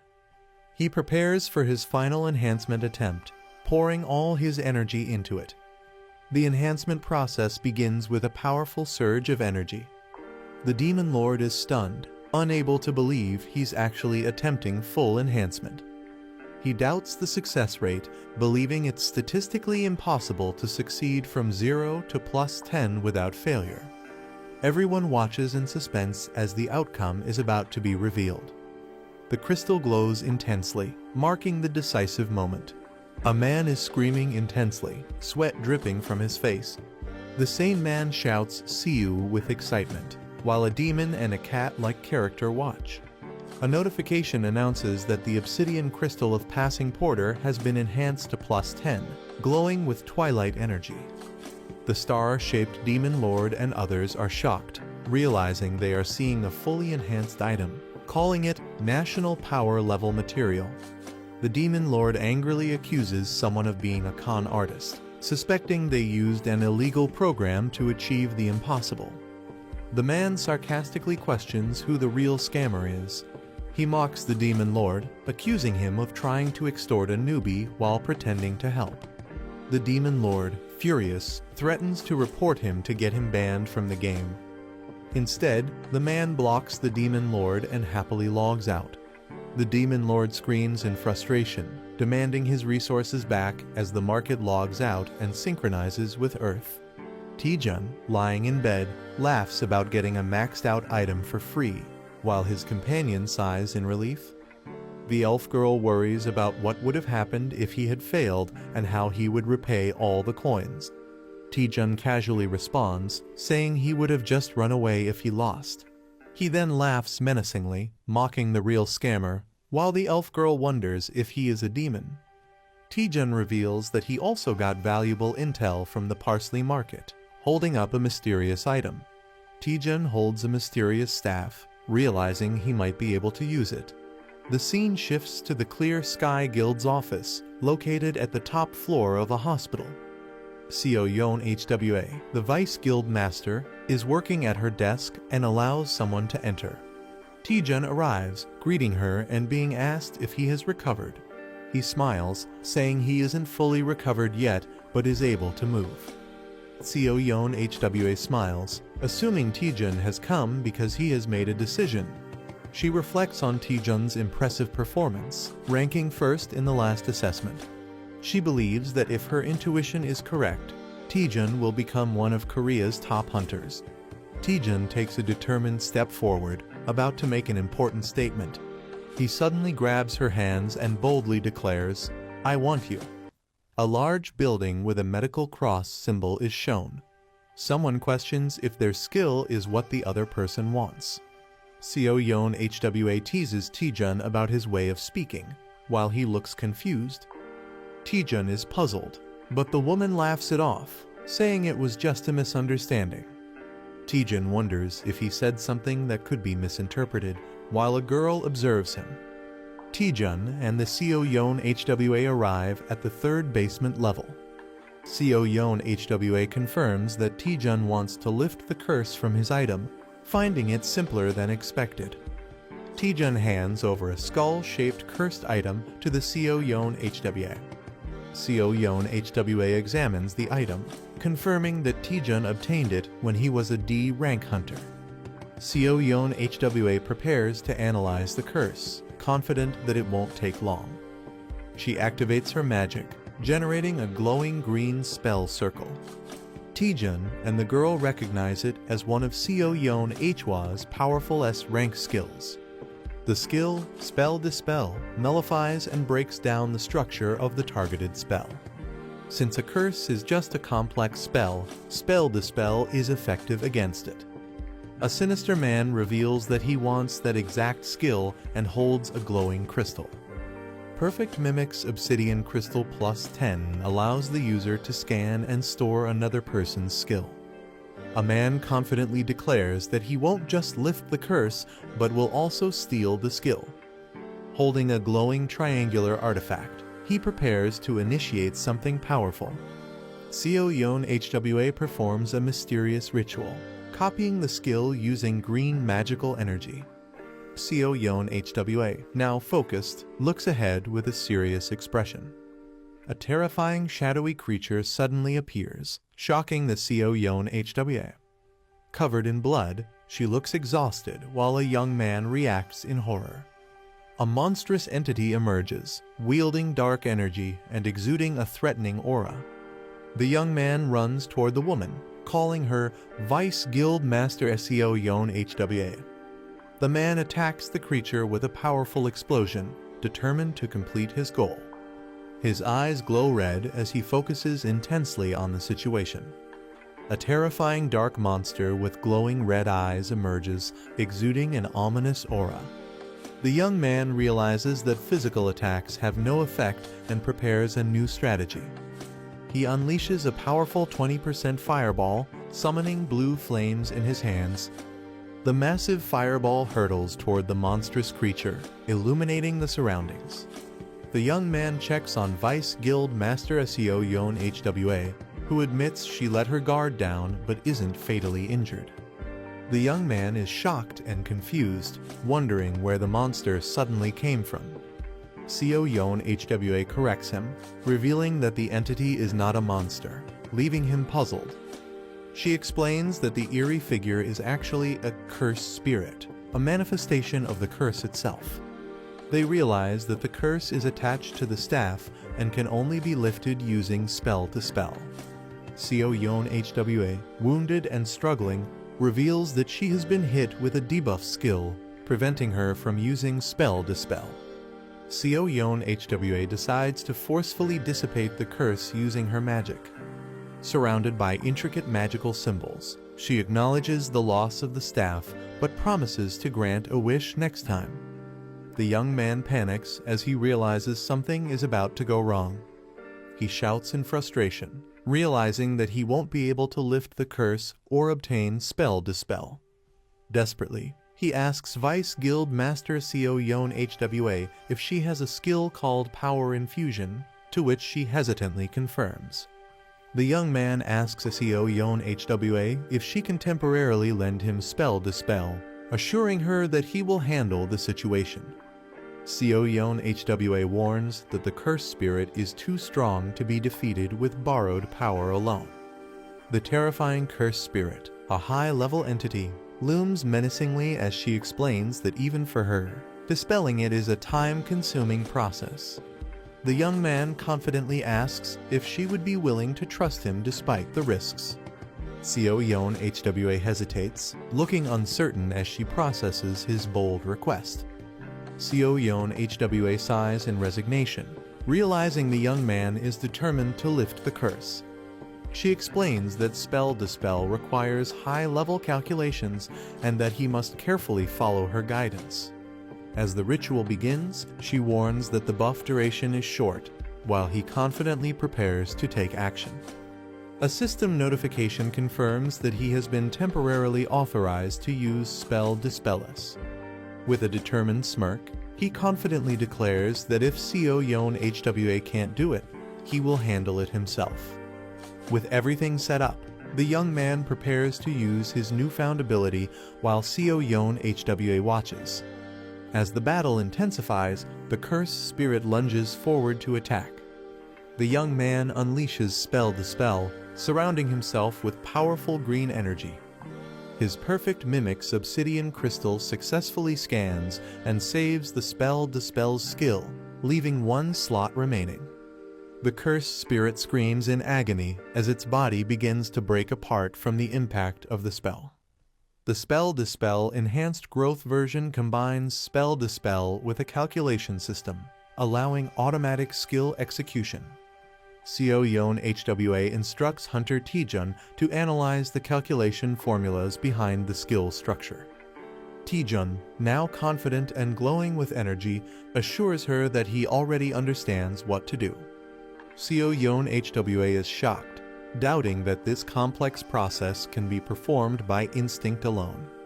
Taejun, now fully prepared and brimming with power, boldly declares, "Don't worry, here we go again." The cursed spirit shrieks in anger as it prepares to attack. Taejun, filled with determination, challenges the cursed spirit, ready to unleash his power. He activates Lee Taejun's ultimate automatic spell dispel macro version, sending a massive surge of energy toward the enemy. The cursed spirit roars in agony as it is overwhelmed by the powerful blue energy. Seo Yeon HWA watches in shock, realizing that the curse is truly disappearing. Even a skilled spellcaster would need at least 5 years to analyze this complex curse. Taejun effortlessly calculates and breaks the spell structure, impressing those watching. The curse takes the form of a ghostly entity as it begins to break apart. Taejun successfully dispels the cursed spirit using Spell Dispel, leaving everyone in awe. The errata staff is now completely freed from its curse. Taejun sarcastically praises Vice Guild Master Seo Yeon HWA, shocking her. He humbly admits that handling such a skill proves YS rank hunters are on another level.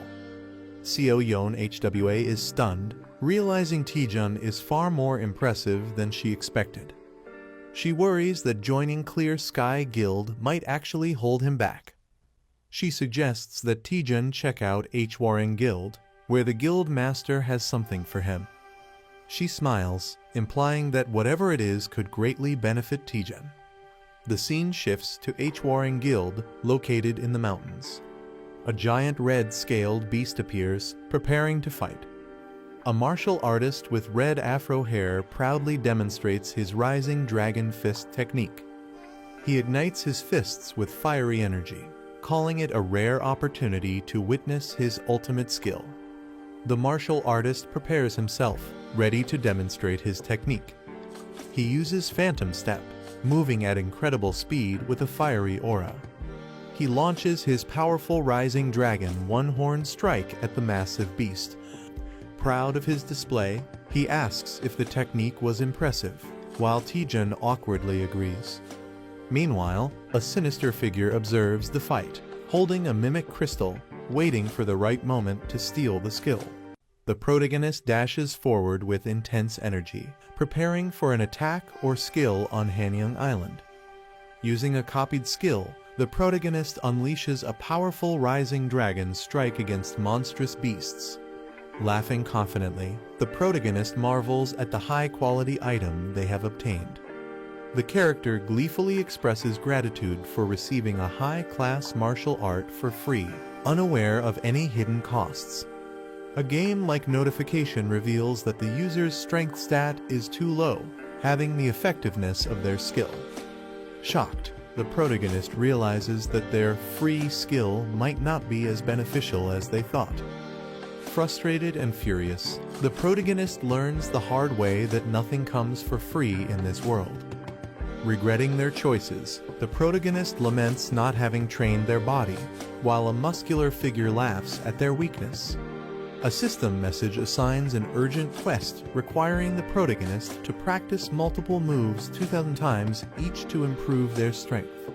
The protagonist calculates the sheer amount of effort required and realizes it will take at least 10 hours to complete.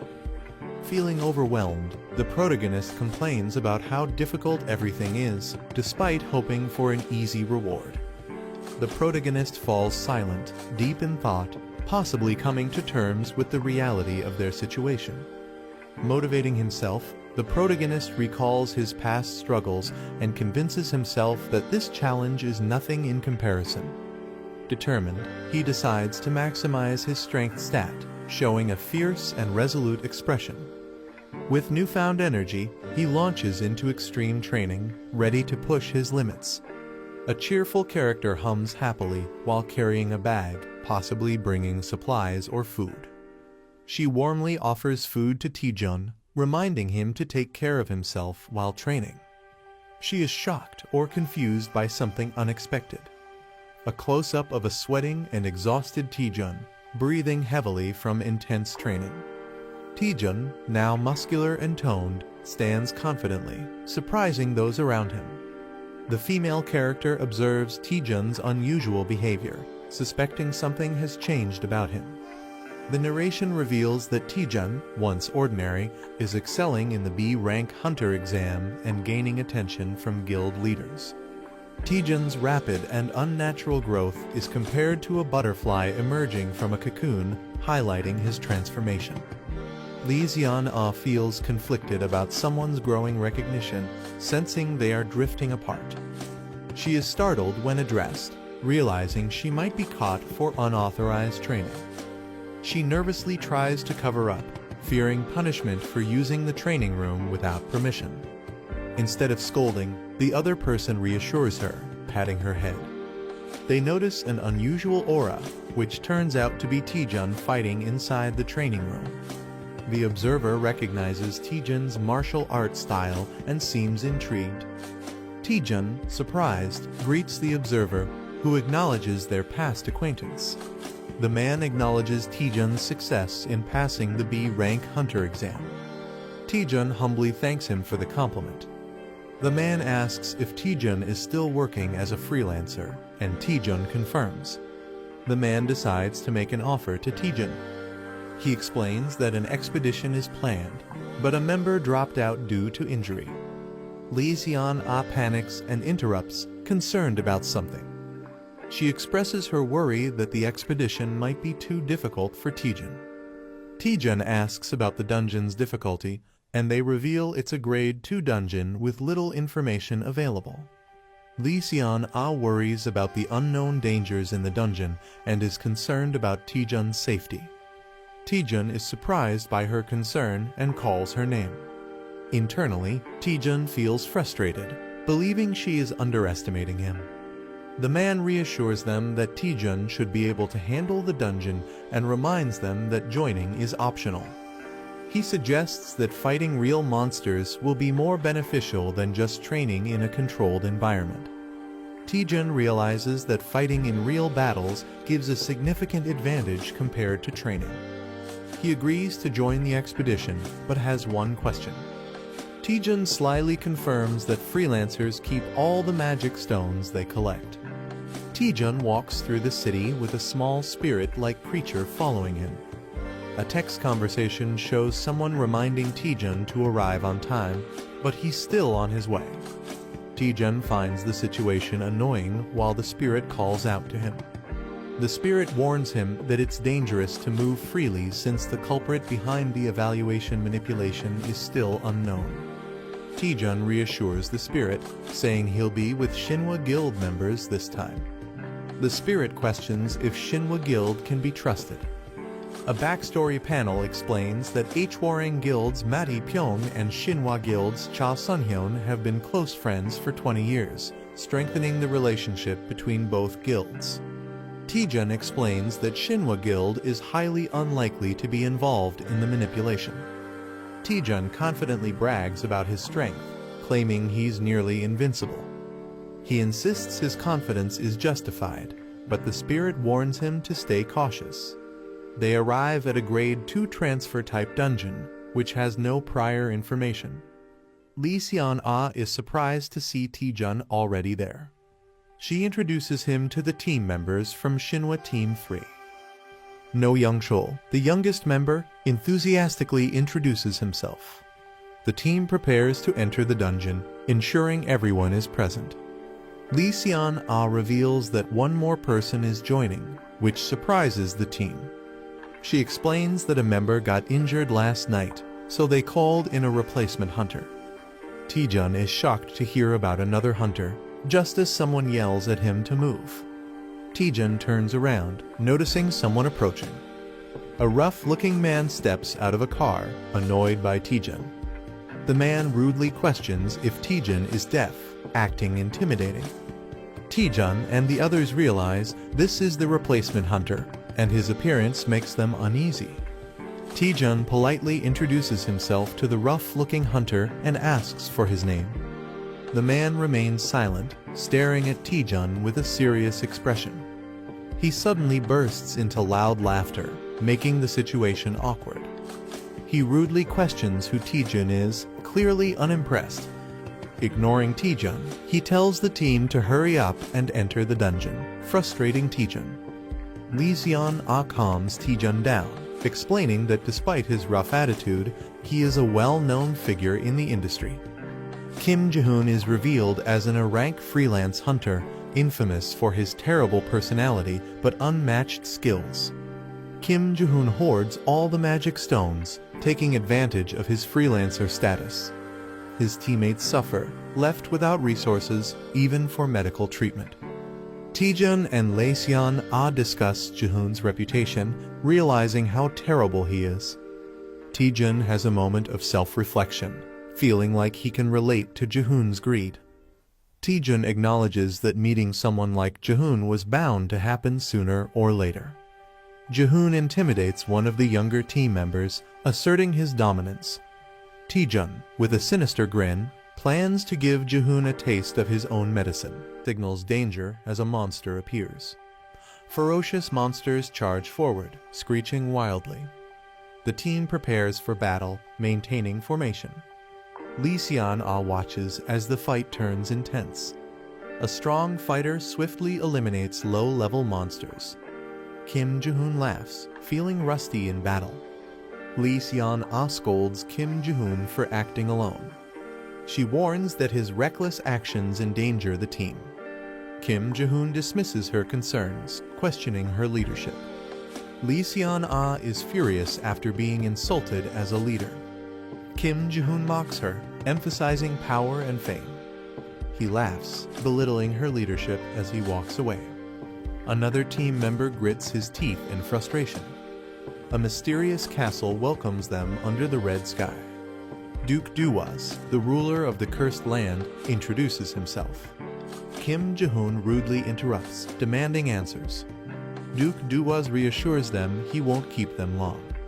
The land once sealed away a great and ancient evil. The land was cursed, unfit for human life, until an artifact suppressed its evil.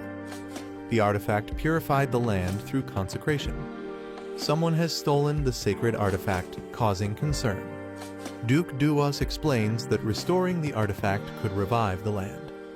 The invaders broke the artifact into pieces and scattered them. Kim Ji-hoon laughs, thinking the quest is too easy. Other members discuss the lack of a real boss monster in this quest. Lee Seon-ah realizes there are 4 artifact pieces in different locations. Kim Ji-hoon mocks her, questioning why she's even thinking about it. Kim Ji-hoon suggests splitting into pairs to search faster.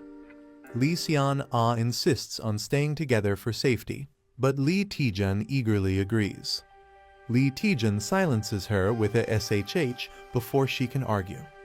A creepy smile appears as someone volunteers to team up with Kim Ji-hoon. The teams agree to regroup in the south after finding an artifact. Lee Taejun excitedly calls Kim Jae-hoon sir, surprising him. Lee Taejun claims he was inspired by Kim Jae-hoon's words. Kim Jae-hoon enjoys wealth and power, believing skilled hunters deserve more. Lee Taejun passionately declares his loyalty to Kim Jae-hoon for life. Kim Jae-hoon laughs, impressed by Lee Taejun's mindset. He tells Taejun to stick with him, offering to help. They arrive at a graveyard, sensing eerie tension.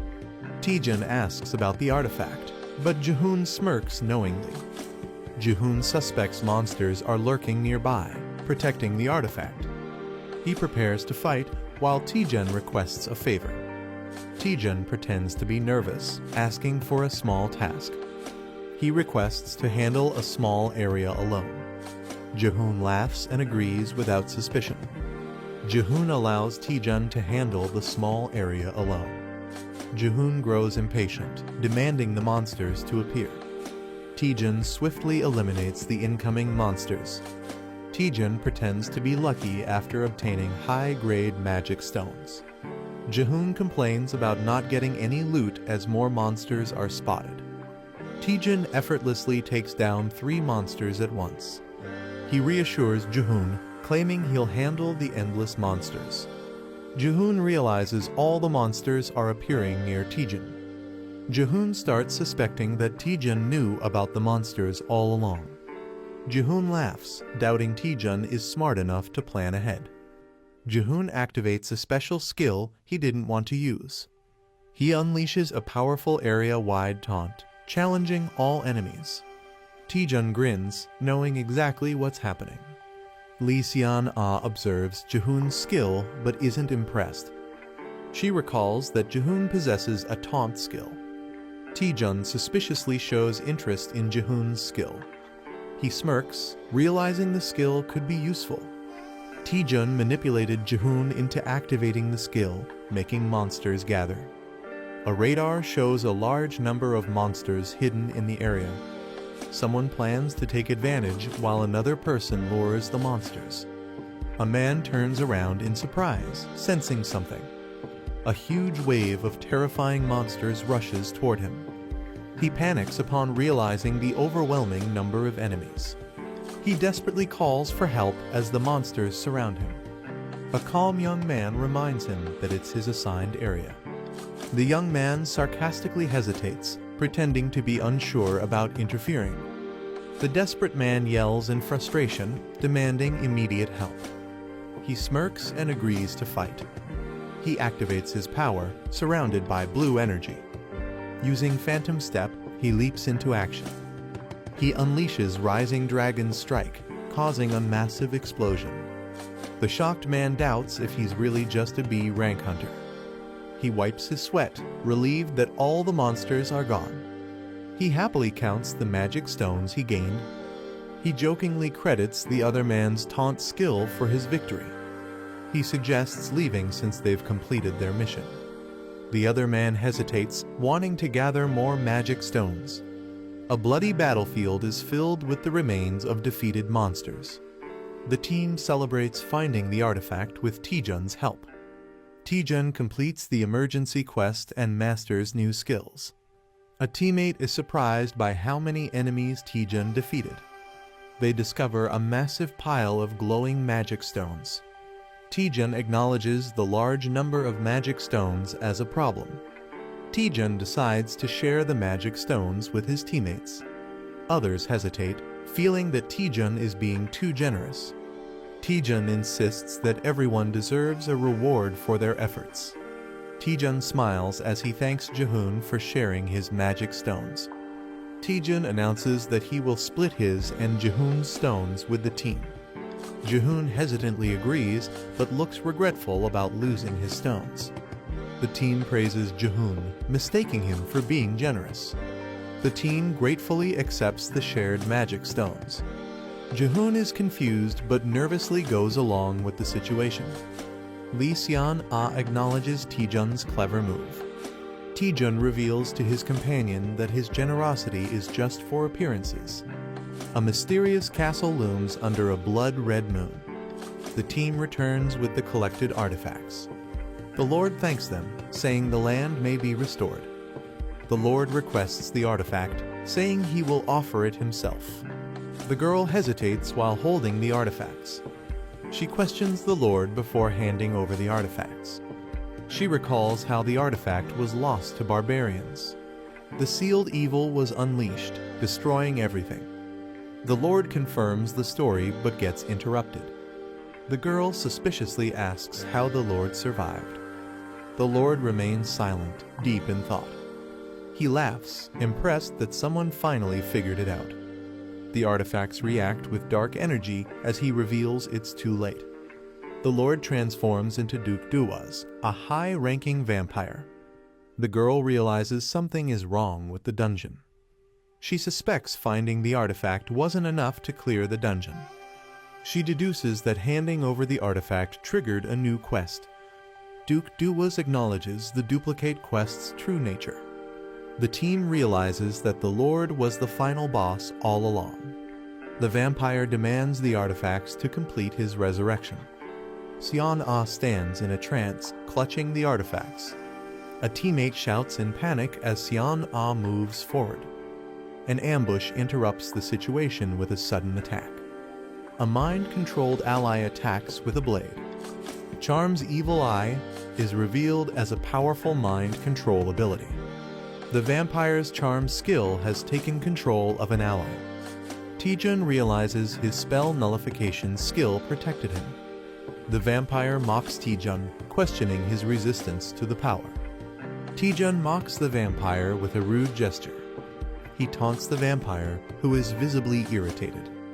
The vampire begins the ritual to restore his full power. He commands his mind-controlled servants to attack. Taejun finds the situation troublesome as his allies turn against him. The vampire laughs, knowing Taejun values his comrades. He predicts Taejun's downfall at the hands of his allies. Taejun prepares a counterattack, activating a skill. With a powerful strike, an enemy is taken down. A fierce attack strikes a monstrous opponent, causing a powerful impact. A shocked vampire-like character reacts in disbelief. A confident fighter approaches a fallen enemy, preparing to say something. A devastating punch lands, sending the opponent flying with blood splattering. A fighter taunts the vampire, boasting about his strength. The protagonist smirks menacingly, enjoying his overwhelming power. The vampire panics, realizing his power hasn't fully returned. Lee Xian-Ah stands in front of the vampire, ordered to protect him. Xian-Ah is launched into the air by a powerful attack. Taejun, injured and sweating, warns Xian-Ah about the opponent. Xian-Ah moves at an incredible speed, making it difficult to stop her. Taejun considers using a powerful attack, but worries it may be too deadly. The vampire laughs and taunts Taejun, understanding the situation. Someone accuses Taejun and Xian-Ah of being in love, shocking both of them. The vampire enjoys the drama, calling it a tragic love story. Taejun is confused by the vampire's words while a small spirit warns him. Xian-Ah suddenly stops moving, appearing hesitant. Taejun realizes that the charm controlling Xian-Ah has weakened. The vampire angrily orders Xian-Ah to kill Taejun, but she hesitates. Taejun realizes that Xian-Ah reacted to the vampire's words about love. He suspects strong emotions can help Xian-Ah break free from the charm spell. Taejun urgently calls out to Xian-Ah, preparing to say something important. A flashback shows Taejun receiving a wallet from Xian-Ah as a gift last Christmas. The wallet, now a significant memory, is highlighted. Taejun awkwardly confesses that he sold the wallet on Carrot Market.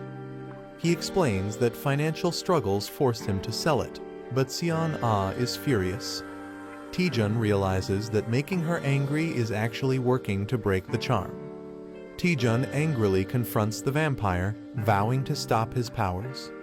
Taejun activates his spell nullification technique, preparing to counter the vampire's magic. Taejun unleashes his attack, targeting the vampire's evil eye while the vampire screams in pain. A powerful roar shakes the air as blue lightning surges wildly. The enemy screams in pain as a hand forcefully presses into their eye. The attacker laughs maniacally, refusing to let go. He declares that the enemy will stay like this until death, acquiring a new skill. The Eyes of Enchantment skill has been nullified. The enemy howls in agony as lightning surges through them. The enemy growls in frustration, confused about what happened to their eyes. Someone reacts in shock, while another grins and flashes a victory sign. Two fighters feel as if they were struck, questioning if their powers were broken. The enemy is in shock, unable to believe what just happened. He panics, realizing his power has never been broken before. Furious, he demands to know how his power was shattered. The protagonist mocks him, saying he'll die soon anyway. Jokingly, he tells the enemy to search for the answer online, but laughs at the irony. The enemy grins menacingly, enraged by the mockery. His bloodied hand trembles as he vows that the protagonist will be the one to die. He lunges forward, determined to kill with a bloodthirsty grin. The protagonist smirks, while a red-haired ally rushes in to attack. The enemy is struck mid-air as the team launches their attack. Taejun is surprised to see Lee Seon-ah awake, and she praises him. With a determined expression, Lee Seon-ah tells them to leave the rest to her. She calls everyone to attack, revealing the enemy can no longer use mental skills. The team unites, preparing to take down the vampire together. The vampire mocks them, but Taejun eagerly accepts the challenge. Taejun grins confidently, declaring that the enemy will be beaten. A cowboy-style fighter leaps in, ready to attack alongside his brother. No Young Chul fires his weapons, determined to prove himself in battle. The vampire is struck by powerful energy blasts, staggering backward. The team calls out to Taejun, telling him to let them handle the fight. The fighters attack together, causing the vampire to scream in pain. The vampire realizes their teamwork is flawless. He acknowledges that they are not just ordinary fighters. Lee Seon-ah prepares a powerful sword technique. She unleashes Shattering Strike, creating a massive wave of destruction. The battlefield is covered in mist, leaving an eerie silence. One of the fighters nervously asks if the battle is over. The protagonist counters with a swift, determined strike as his eyes flare with energy. An enemy combatant is blasted backward by the force of the attack. The heroine charges forward, her mystical sword gleaming amid swirling light. A burst of radiant magic overwhelms the enemy, leaving him staggered on his knees. The team quickly regroups, seizing the moment of the enemy's vulnerability. A surge of inner power is visible as one fighter channels his strength into a powerful blow. The battlefield erupts with rapid strikes, each clash echoing the intensity of the fight. Two rivals engage in a fierce duel, their clashing weapons showering sparks around them. In the dramatic climax, the protagonist stands tall as the dust settles, his resolve unshaken. The group celebrates, but Lee Seon-ah suddenly realizes someone is missing. They find Hunter Kim Jae-hoon unconscious on the ground. The team questions Taejun, who awkwardly avoids answering. They confirm Kim Jae-hoon's injuries are not serious and decide to head back. The group invites Taejun to join them for a meal, but he declines. Seon-ah is curious about Taejun's other plans, but he brushes it off. Taejun explains he wants to analyze the dungeon more before leaving. He considers it part of his training, looking at the mysterious dungeon. The team admires Taejun's dedication and commitment to his goal. Lee Seon-ah sighs, acknowledging Taejun's extreme passion. She admires his dedication to staying in the dungeon for research. A mysterious warning is given with a gentle touch on the face. Seon-ah warmly tells Taejun not to push himself too hard. Taejun is left speechless and flustered by her concern. The team waves goodbye, reminding Taejun not to go overboard. Taejun stands alone as a spirit questions his unfinished business. The spirit correctly guesses his real intent to study the dungeon. Taejun reflects on his past struggles, recalling how hard he worked to survive. Taejun excitedly explains that he found something interesting using parsley navigation. The navigation points to a mysterious jackpot treasure. Taejun can't resist the excitement and insists on exploring, while the spirit looks unimpressed. The spirit questions if Taejun ever studied dungeons, and he playfully claims he was a hard worker. Taejun explores a library, looking for clues. The spirit doubts the treasure's existence, but Taejun insists the navigation led them there. Taejun decides to try pulling a book like in the movies. The book triggers a hidden mechanism, revealing something. Taejun finds a secret passage and celebrates discovering hidden treasure. Taejun excitedly rushes forward to explore, but his companion warns him to wait. Taejun steps onto the ground, unknowingly triggering something. A trap activates, sending Taejun flying through the air. Taejun narrowly avoids deadly spikes and realizes the place is full of hidden traps. The navigation data suggests the traps are intentionally concealed. Taejun acknowledges the difficulty, thinking about how to proceed.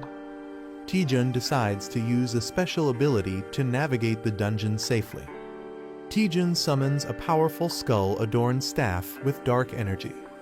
The summoner calls upon Eratus using a dark ritual.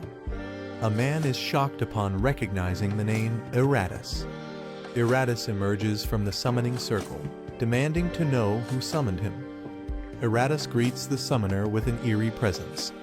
Eratus, the harbinger of death, introduces himself with his stats displayed. A ghostly creature screeches in fear, questioning the summoner's identity. Eratus is confused and questions how he was summoned. The summoner smugly confirms that he used the staff to summon Eratus. Eratus warns that the staff is filled with countless evil souls that could take over one's body. The summoner grins and proudly declares that he killed it. Eratus is in disbelief, but the summoner casually confirms it.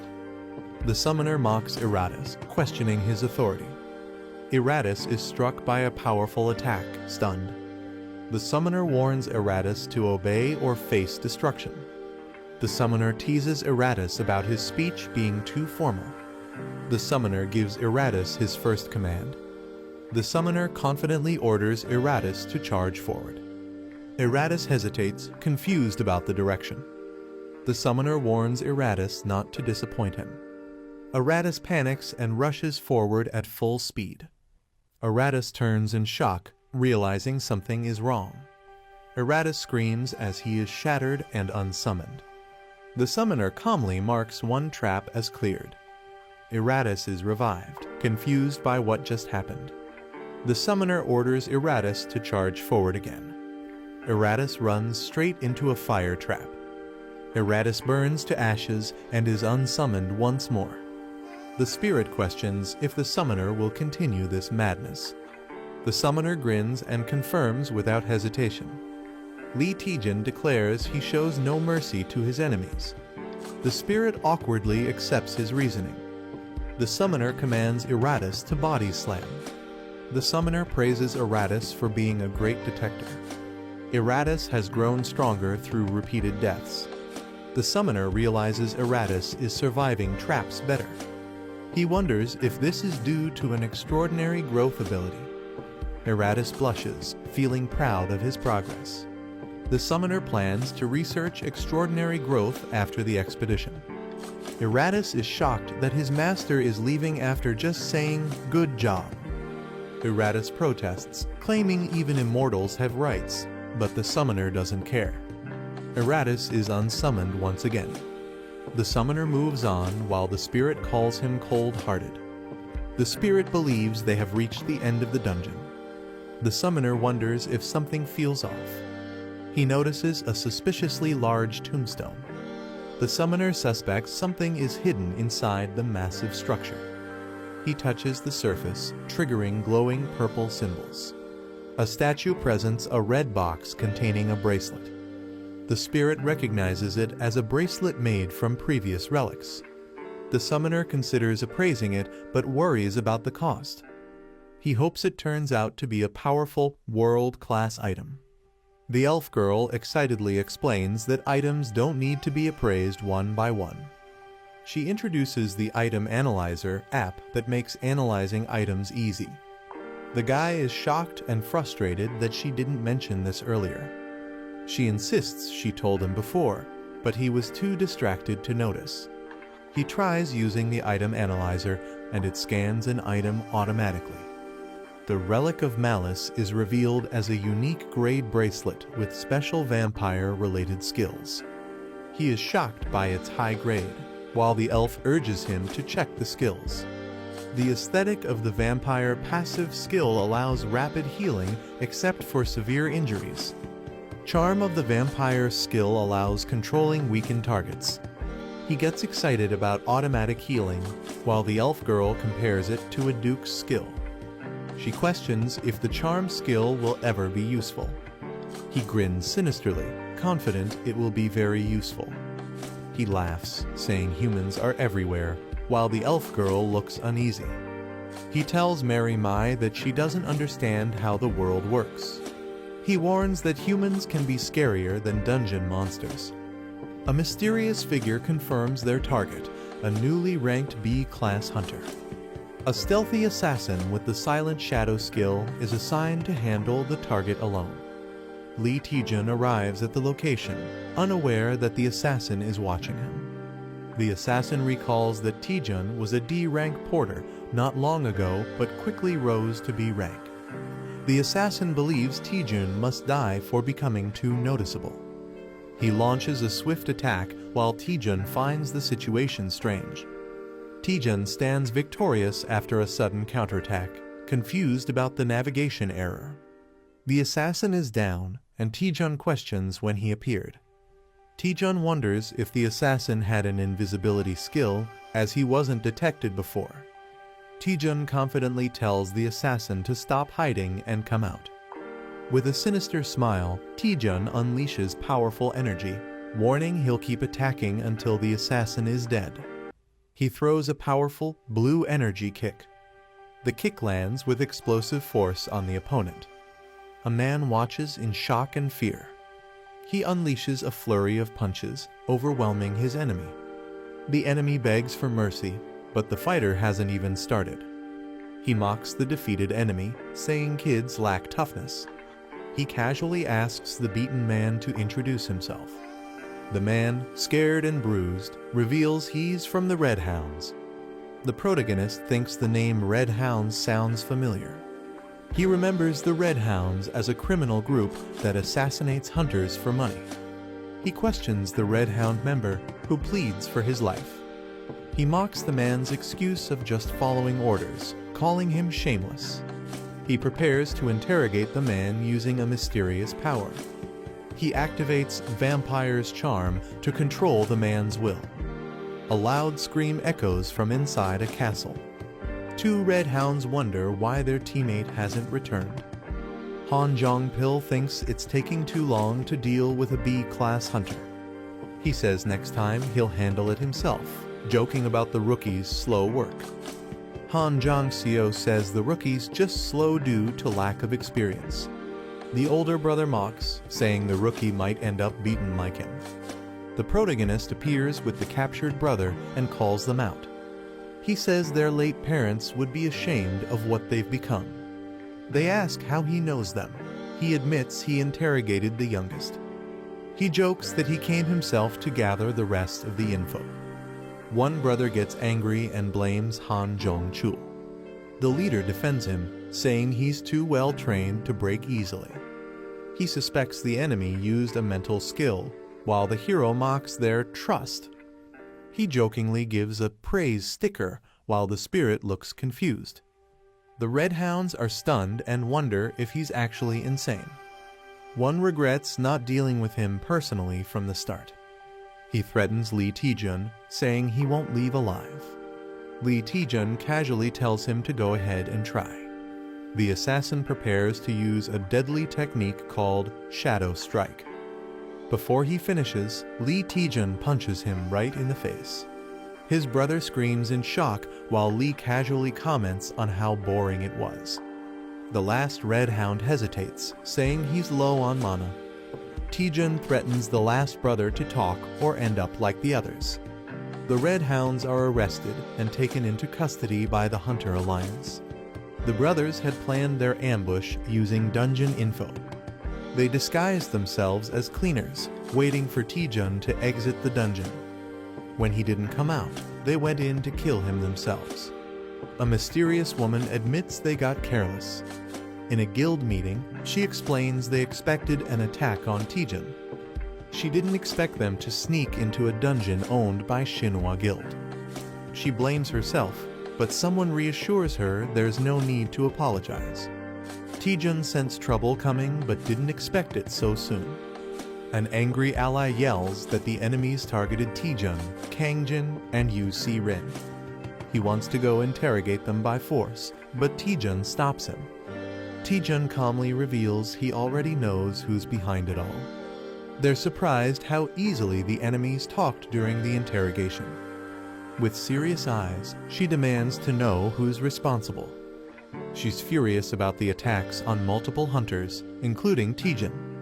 Taejun silently stares, ready to expose the truth. He names the culprit, Bi Hyun-soo, the head of the Seong Guild. They're shocked to hear that Bi Hyun-soo is the culprit. The man claims he knew it just by Bi's suspicious face. Seong Guild rose rapidly in rank, known for dirty and ruthless tactics. Until now, they only had suspicions Taejun brought real proof. They trust Taejun's judgment, completely no room for doubt. The guild leader decides to bring elite members and retaliate. The man vows to protect his disciple and join the fight. He gets fired up to storm the enemy HQ and Taejun asks to come too. Taejun smiles and says he wants to see the face of the man who tried to kill him. The Seong Guild building shakes as the heroes arrive to confront Hyun-soo. The man powers up and calls out Hyun-soo, saying it's been a while. He smashes the ground, demanding Hyun-soo to come out. Guild members rush in, shouting at him and calling him insane. Someone reminds them they already know why this is happening. The woman from the Chunjeon Guild demands Bi Hyun-soo be brought out now. She threatens to burn the whole building down if he doesn't show up. She orders her guild to begin the attack. The guild unleashes powerful magic, striking the building with green energy. A man desperately bangs on a vault door, calling for his boss. The boss is panicking as he's told 2 guild leaders have broken in. He curses his situation, blaming himself for hiring incompetent people. He angrily questions where everything started to go wrong, blaming Lee Taejun. Planning to flee, he decides to take the money and escape unnoticed. He hears a sudden noise and looks back, startled. Someone finds his hiding place and taunts him. Shocked, he recognizes the intruder. A creepy man introduces himself as B-class hunter Lee Taejun with a chilling smile. A surprised man asks how Lee Taejun got there, and Taejun casually replies he walked. Taejun enters confidently, saying he's great at finding people. The seated man suspects Taejun wants something for showing up secretly. He offers Taejun a suitcase full of money, asking if that's what he wants. Taejun is stunned by the cash, but his spirit companion warns him to stay focused. Taejun refuses the money, saying he's not after dirty cash. He steps closer, saying there's just one thing he wants to confirm. Taejun accuses him of rigging the promotion exam and suspects another person is involved. The man is shocked, but Taejun insists he already knows most of the truth and wants honesty. The man angrily claims he acted alone in rigging the exam. Taejun laughs, realizing his bluff didn't work. Taejun decides to just beat him up and take him in. The man glares furiously, insulted by Taejun's confidence. He mocks Taejun, summoning dark power to intimidate him. He says he only fears top hunters, not someone like Taejun. Taejun recognizes the dark energy and braces himself. The man smirks, thinking Taejun would have avoided all this by accepting the bribe. Taejun wonders if he should have taken the deal, but his companion freaks out. Taejun realizes that if dark matter is real, things might get dangerous. Dark matter absorbs energy, blocks attacks, and drains mana, making it nearly unstoppable. Taejun's spirit warns him to run, but Taejun stays calm despite the threat. Taejun mocks the opponent, calling the dark matter fake and weak. The enemy is shocked Taejun would fight with just a fireball and accuses him of bluffing. Taejun activates a QR scanner ability to expose the truth behind the opponent's skill. He charges down confidently, ready to reveal what's really going on. The scan reveals it's just a copied skill with only 10% of its original power. Realizing he's been exposed, the man panics and begs to talk it out. Taejun blasts his enemy with a powerful electric attack. The enemy screams in pain as the electricity hits hard. He rolls on the ground shouting for help, while Taejun is confused. Taejun is surprised that the enemy is so weak even though he held back. Water is dumped on the burnt man while Taejun tells him to stop being dramatic. Soaked and miserable, the enemy admits he's done talking. Taejun activates a skill to search for any hidden tricks or surprises. A damaged building sets the scene for Taejun's victory over Bi Hyun-soo. Taejun gets praised for being way more capable than the usual HQ members. Taejun humbly agrees with praise, while the man proudly smiles. The guild master jokes he held back, or the building would have been destroyed. Taejun asks about Guild Master Seo, and the red-haired man says she's gathering evidence. A portal opens, and Guild Master Seo arrives just in time. Seo Yeon HWA confirms she found solid proof of exam tampering at the main office. She says some officials were involved, but they've already escaped overseas. She clarifies that Bi Hyun-soo rigged the exam with help from corrupt officials. The man gets angry about how people will do anything for dirty money. Furious, he grabs Bi Hyun-soo and scolds him for thinking money could solve everything. The man drags Bi Hyun-soo off for a beating before handing him over, while Taejun and Seo just watch. Seo Yeon HWA thanks Taejun for catching Bi Hyun-soo in his secret hideout. She says they're once again in Taejun's debt, but he says he did it for his own reasons. Taejun explains he wanted to uncover any hidden forces involved in the corruption. He doubts Bi Hyun-soo acted alone and suspects a bigger plot. Taejun lists dark magic, liches, and assassins too much for one person to manage alone. He believes Bi Hyun-soo had help, and he wants to bring down every last one of them. Taejun declares anyone who commits evil should face justice plain and simple. Surprised, Seo comments on Taejun's unexpectedly righteous side, and he just smiles. Seo asks Taejun if he found the people helping Bi Hyun-soo behind the scenes. Taejun gives a quiet, knowing smile in response. Somewhere else, someone lies and says there was nothing found. News reports confirm Bi Hyun-soo confessed to the exam rigging after his arrest. A furious man, Go Young-min, is frustrated Bi acted recklessly and hired assassins. He starts to panic, worrying that the consequences might reach him too. He reassures himself that the sealed contract should keep him safe, then someone knocks. Nervously, he tells them to come in, sweating with tension. His vice guild master, Cho Yang-ti, enters and says someone wants to meet him personally. The masked visitor waits in the lobby, and Go Young-min wonders if it's someone from a known guild. The vice guild master says the visitor is masked and unidentifiable. The visitor left a cryptic message, "Flying Fly," which shocks Go Young-min.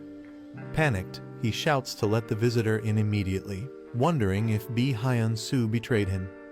As the masked person enters, Go Young-min anxiously questions if their secrets were leaked. The masked man removes his disguise, and Go Young-min is stunned it's Lee Taejun. The vice guild master recognizes Taejun from the B rank assessment. Confused and nervous, the guild members wonder why Taejun is here. Go Young-min puts on a fake smile, wondering if Taejun came to blackmail him. Go Young-min suddenly bursts into maniacal laughter, completely losing it in front of everyone. Hunter Lee Taejun throws enemies like a whirlwind, shocking everyone around. Someone shouts at Yang T in confusion as he suddenly moves. A girl screams, "Stop him," while falling in terror. Taejun charges wildly through the hall while others rush to stop him. Someone screams, begging Taejun to stop and questioning his sanity. Taejun laughs maniacally as he moves with insane speed. The bald man commands Yang T to stop Taejun immediately. A purple attack is launched as Taejun is mid-flip, and someone yells in anger. A powerful energy blast explodes as someone screams Taejun's name in fear. An impressed voice praises Taejun's strength, calling him Hwryong Guild's true number one. The bald man acknowledges the girl's flawless technique that restrained him instantly. The girl slams someone into the ground, saying it's enough to pass the entry test. The man introduces himself while Taejun flips mid-air and restrains him with help from the girl. Taejun proudly states his name with confidence and a smile. Taejun says he attacked just to test the guild's skill level before joining. He smirks and says it was all just a test to see how they'd react. Someone watches Taejun nervously, thinking he's totally insane. The man is stunned by Taejun's behavior, calling it beyond crazy. He warns Taejun not to act foolish, reminding him of where he is.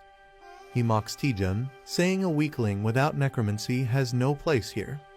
Taejun mocks back, laughing at how obsessed they are with necromancy. The Hwryong Guild was built by Go Jin-ho, a master of uncontrollable blood magic. He changed how people saw necromancy and dark magic, making the guild one of Korea's top 5. But now, after the first guild master retired, it's nearly bankrupt. Taejun says they can't afford to be picky and should see crisis as opportunity.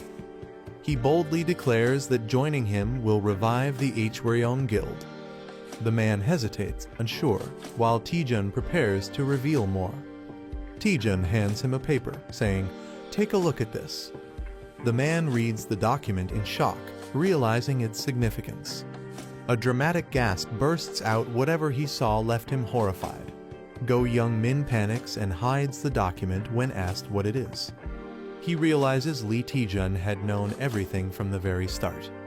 The paper reveals shady deals and manipulation in the B-rank assessments. Taejun grins smugly, asking if they've changed their mind yet. He leans in creepily, pressuring Young-min to sign the contract. Angrily, someone slams their fist on the table, shouting, "You little." Yang T yells at Young-min for letting a non-necromancer into the guild. Young-min nervously tries to calm Yang T down. He nervously argues Taejun is weird, but his skills are top-notch. Yang T complains that Taejun is only here to drain the guild's resources. He warns that Taejun must learn necromancy no matter what. If not, Taejun will face a brutal lesson during initiation. A peaceful city view sets the scene for a calm moment. Taejun enjoys his coffee, finally feeling relaxed. Guan Rimi teases him, saying he's living the good life.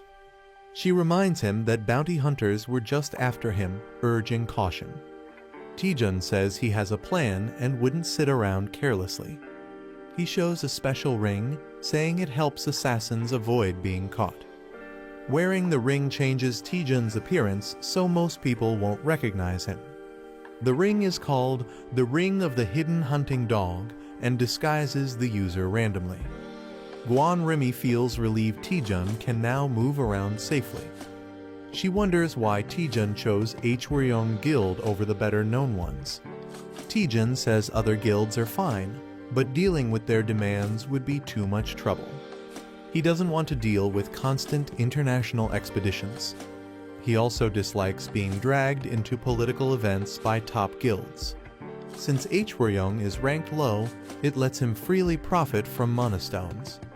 He even gets to set his own contract terms. Guan Rimi now fully understands his reason. Taejun casually says he might go shopping since it's been a while. Guan Rimi is surprised by his sudden interest in shopping. Taejun says splurging now and then is worth it. Let's go waste some money. They arrive at a huge, impressive building that leaves Taejun in awe. Taejun laughs, saying he never imagined this life before money really is powerful. Guan Rimi questions the place, feeling it's not an ordinary mall. Taejun explains it's the largest marketplace for hunters, packed with all kinds of gear. The mega mall has everything from weapons to armor, updated weekly with rare items. It's called Gwimuljeon, a massive hunter-only shopping complex in Korea. Taejun is about to shop when someone suddenly recognizes him. A girl says she barely noticed him with the item on. She says she's heard of him from her brother. Taejun is confused. She introduces herself as Cha Yerin, leader of the Shinhwa Guild. Taejun greets her and realizes she's the sister of Cha Soo-hyun. He asks why the Shinhwa Guild leader is at a mall, and she's surprised he doesn't know. Cha Yerin reveals she runs the mall and visits to check new items weekly. Taejun is shocked the biggest mall in Korea belongs to Shinhwa Guild. He apologizes for not recognizing her, and she says it's fine since she avoids media. A girl asks Taejun if he has some free time, catching him off guard. She tells Taejun she heard about his heroic actions during the dangerous dungeon expedition. She offers him a reward as a token of thanks for saving lives. Taejun politely refuses, saying he didn't do it for a reward and her gratitude is enough. She smiles softly and agrees not to insist further. Still holding a gift, she hesitantly asks if he's really sure about refusing. Taejun looks shocked when she says he could have picked anything he wanted. She shyly reveals the gift was from their exclusive VIP item store. She double-checks if Taejun is really okay with giving up the reward. She reminds him it's a rare VIP exclusive item she was offering. Taejun is stunned to realize she was offering such a valuable item for free. She starts to walk away disappointed, but Taejun stops her. Taejun changes his mind and asks to see what items are available. While riding the elevator, she comments that Taejun seems more ordinary than she expected.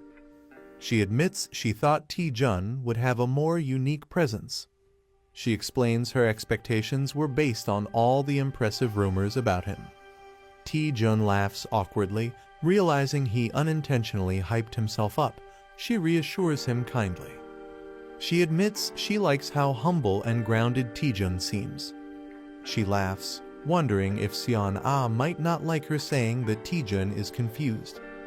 As the elevator opens, she tells Taejun that the area ahead is only for VIP customers.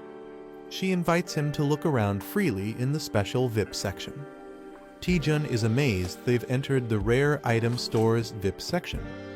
He realizes the items are worth billions and is shocked at their value.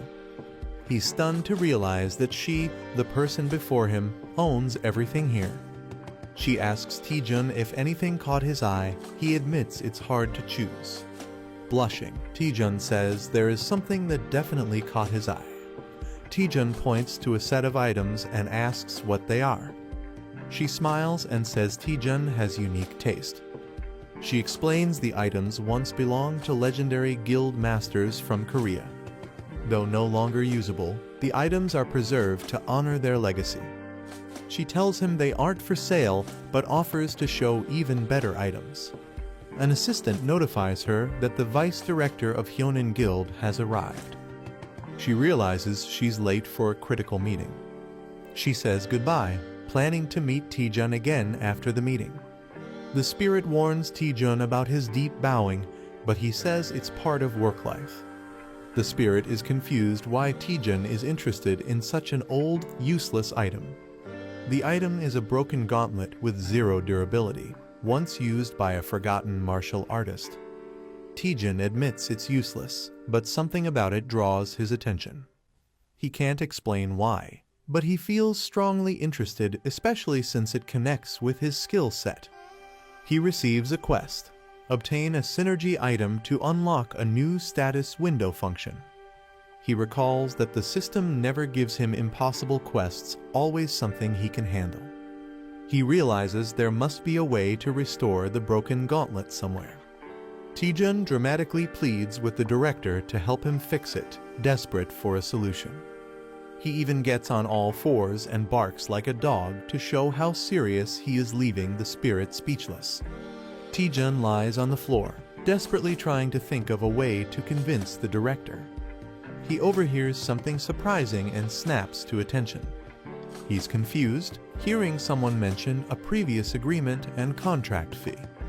Director Cha Yerin appears surrounded by guards. Someone seems to be causing her trouble. Taejun realizes something: he might have a chance here.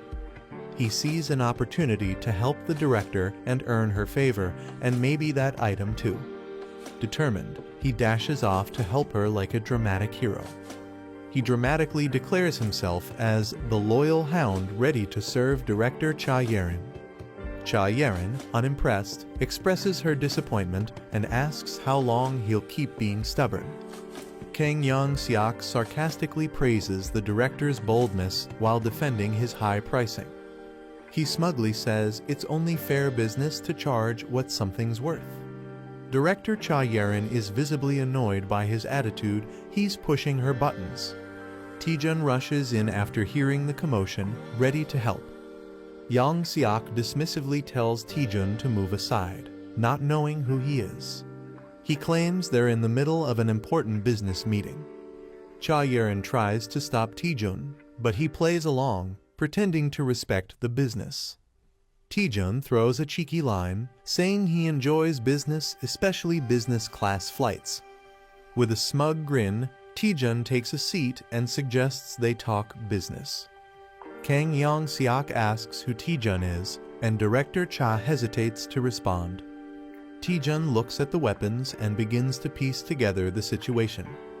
The Hyonin Guild specializes in item appraisal and dominates the Korean market. Because of that monopoly, the Shinhwa Guild is forced to comply even with unfair treatment. Taejun confidently introduces himself as Cha Yerin's legal advisor. With a big grin, he asks what the issue is, as if it's just casual business. Director Cha is confused by his bold claim, while Kang accepts it without question. Kang explains they're being asked to appraise too many items in too short a time. He says hiring extra staff increases cost, and the added payment wasn't nearly enough. Kang Young-seok demands double the original fee, shocking both Taejun and Cha Yerin. Taejun says he understands the issue, but finds something suspicious about it. He confirms with Kang that the Hyonin Guild is supposed to be an appraisal specialist. Taejun questions why experts would need a whole week. It sounds too slow and inefficient. He mocks them, laughing that a week per item is absurd and saying he'd have found another guild by now. Kang becomes visibly angry and offended by Taejun's words. Kang challenges him, warning that switching guilds could ruin all their items. He explains that a wrong appraisal can permanently destroy an item's value. Taejun listens as Kang insists that taking a chance with another guild is too risky. The director questions if any other guild can handle the job. The woman tells Taejun to back off before things get worse. Taejun apologizes for stepping out of line and disturbing business. Taejun leaves quietly, and the director feels satisfied. The director smugly claims their appraising skills are unmatched. Cha Yerin shows up, surprising the director. Lee Taejun cheerfully introduces himself as the new item appraiser. A man nervously greets Director Cha Yerin for the first time. Lee Taejun proudly introduces himself as the new item appraiser. Taejun excitedly examines the weapons laid out on the table. Taejun confidently assures Director Cha the appraisal will be quick. Taejun eagerly suggests starting, surprising Director Cha. Taejun asks the other appraisers to leave, calling it a trade secret. The older appraiser is shocked and mutters that this is ridiculous. He angrily warns Taejun that lying could lead to legal trouble. He mocks Taejun and tells him to stop pretending and leave. The appraisers mock Taejun for claiming he can finish in 1 hour. Taejun pulls out a necklace and asks them to look at it. He says he already checked this item earlier out of curiosity. Taejun reveals he finished the appraisal in just 10 seconds. He jokes that even he could become an appraiser at this rate. The boss tells his assistant to confirm if the appraisal is real. As the assistant reaches for the item, Taejun stops his hand. Taejun grabs and twists his arm, warning not to act without certainty. The assistant, shocked and hurt, says he doesn't want to be treated like this. Taejun tells the deputy director he must also risk something if he wants proof. The deputy director bursts into laughter, amused by the situation. He agrees to the bet, saying Taejun finally makes sense. The condition: if Taejun can't appraise all items in 1 hour, he loses. The deputy director wagers 1 billion won and asks what Taejun will risk. Taejun laughs and praises the director's boldness. As tension builds, Taejun suddenly agrees to the bet with a firm deal. Taejun ups the stakes dramatically by adding 10 billion won more. Everyone is shocked, and someone yells out, questioning Taejun's sanity. Director Cha questions how Taejun plans to appraise everything and handle 10 billion won. Taejun confidently says he already has a plan. Taejun asks Director Cha to check the item's appraisal status. She's shocked to see the cape is already fully appraised. She's stunned and wonders how it's possible, while Taejun smiles. The spirit reveals the secret Taejun used the new Item Analyzer feature. She wasn't sure it would work for others until now. Director Cha realizes the appraisal data can be shared with others. Taejun celebrates, dreaming about making a fortune as an appraiser. Director Cha is surprised Taejun really did the appraisals. Taejun proudly announces all the items have been appraised. Shocked, Director Cha is told to check the items herself. She places her hand over the weapons to verify. She sees detailed information about each item instantly. She's amazed the data appears instantly, unlike normal appraisals. She asks Taejun in awe how he pulled this off. The deputy director stands frozen, shocked by what he sees. Taejun laughs and teases the stunned deputy for looking shaken. Taejun smugly reminds the deputy he warned him not to bet without certainty. Taejun lightly mocks him, offering compensation and sarcastic advice.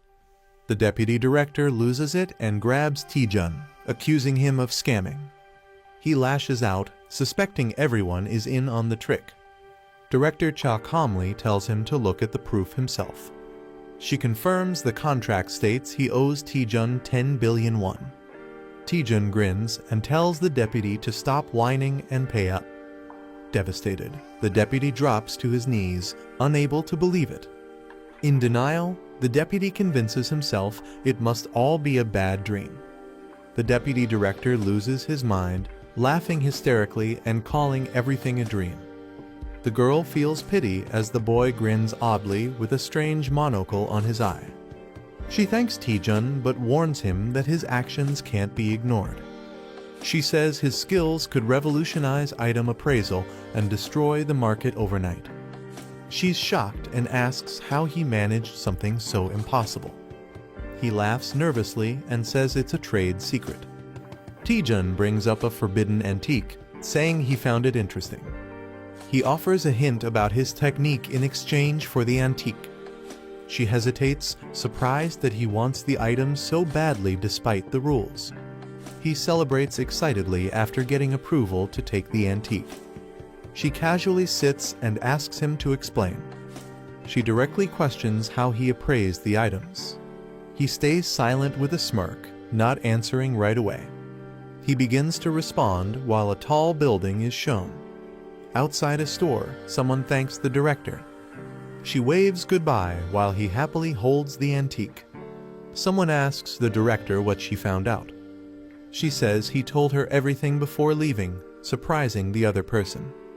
She exhales softly, smiling with mixed emotion. He claims the secret is listening to the item's voice, baffling others. She suspects he never planned to reveal the truth or simply couldn't. She warns she won't let Taejun off that easily.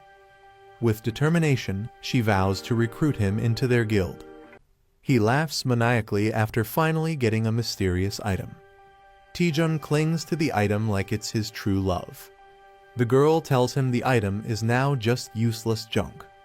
Taejun asks if the item can be fixed. He admits with a grin that he has no clue how to repair it. Still hopeful, he believes he'll figure something out.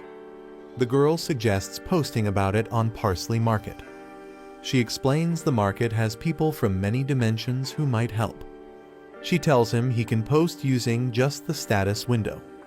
He gets ready to post something using the virtual screen. He asks if anyone can repair the broken spirit sword.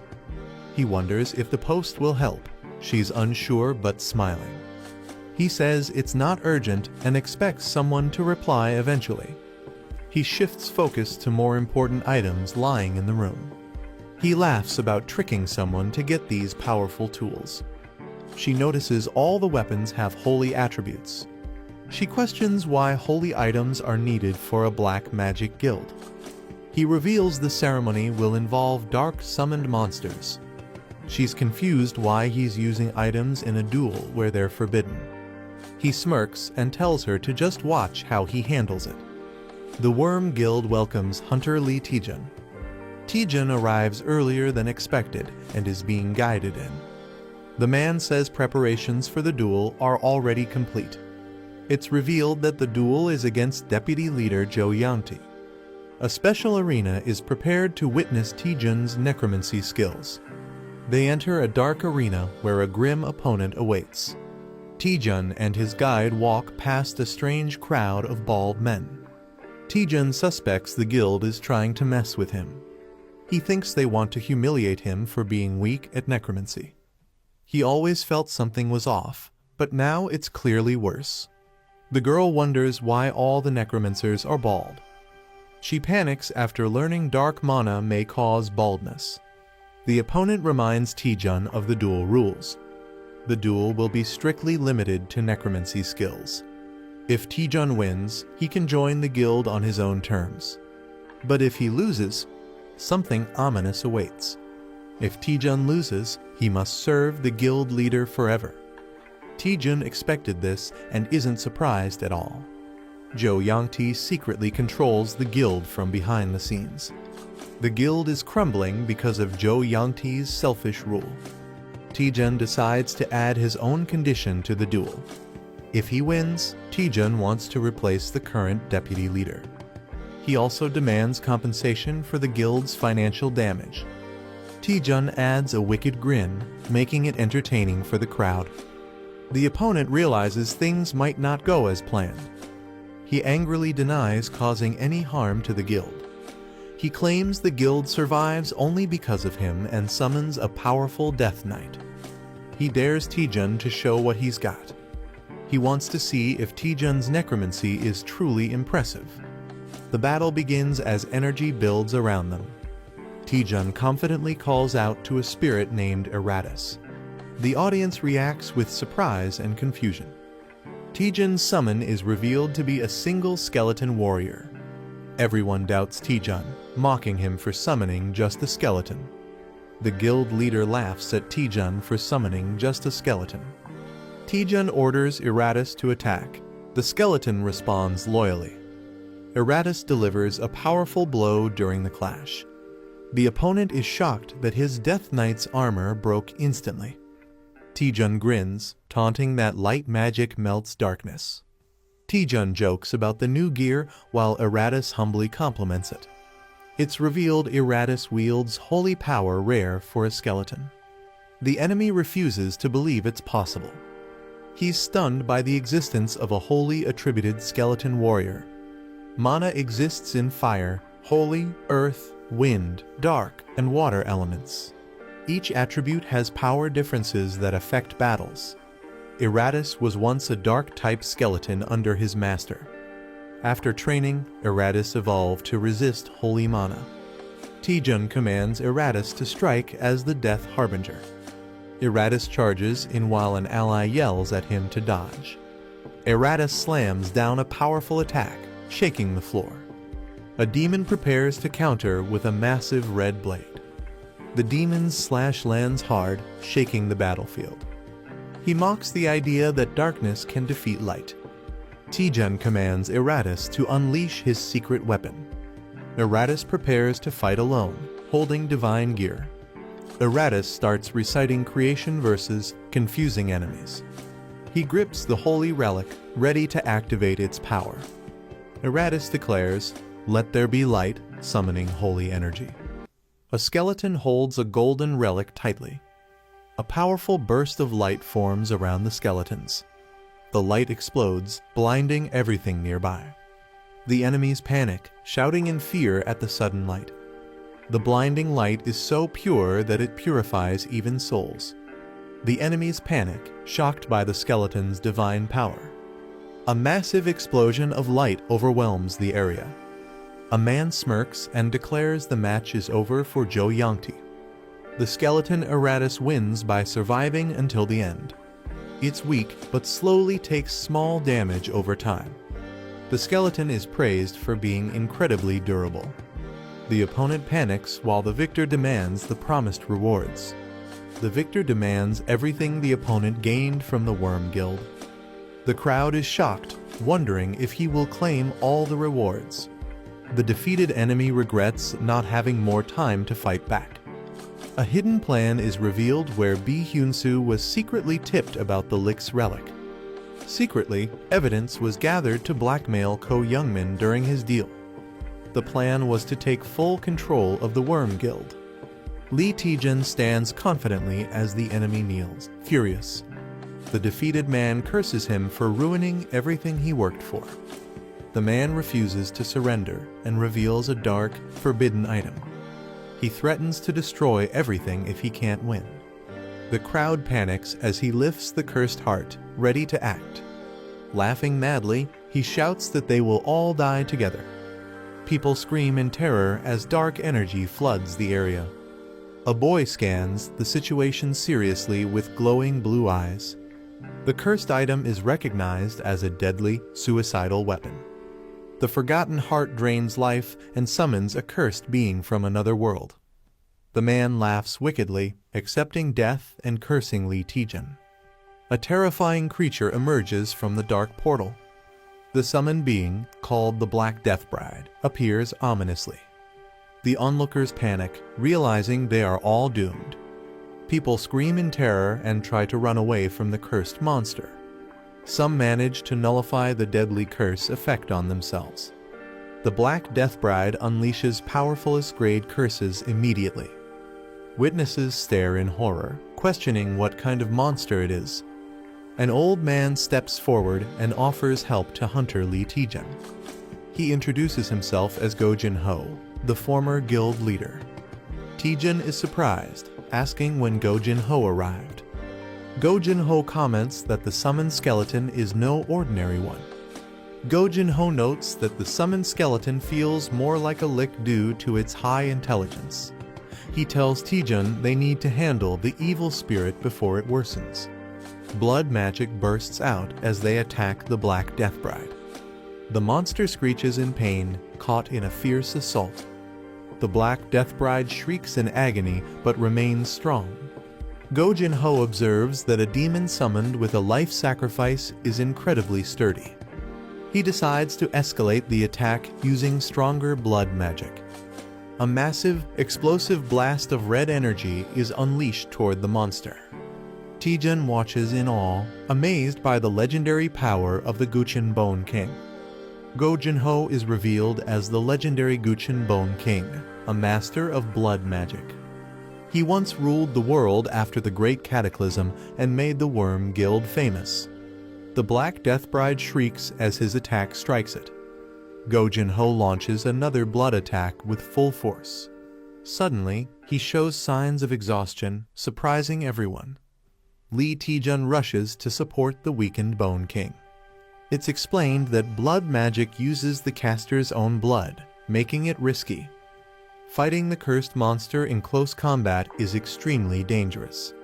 Another fighter prepares a long-range fireball attack instead. The boy launches a powerful fire attack at the monster, shouting fiercely. The Black Death Bride is hit but shows no real damage. Taejun is shocked, realizing the attack failed to harm it. The monster quickly charges toward them, gaining speed. Taejun worries because his mana is low after using the fireball earlier. The Black Death Bride gets struck by a powerful light attack. Eratus charges forward, vowing to protect his master. Taejun yells at Eratus for disappearing during the fight.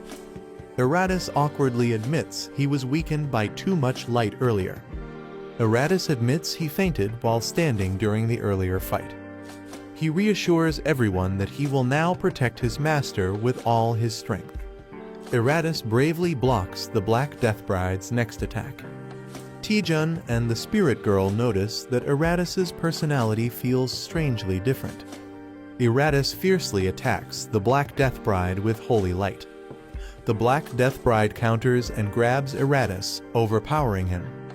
Eratus screams in pain as purple energy surrounds him. Taejun shouts Eratus's name in shock as he is engulfed by the attack.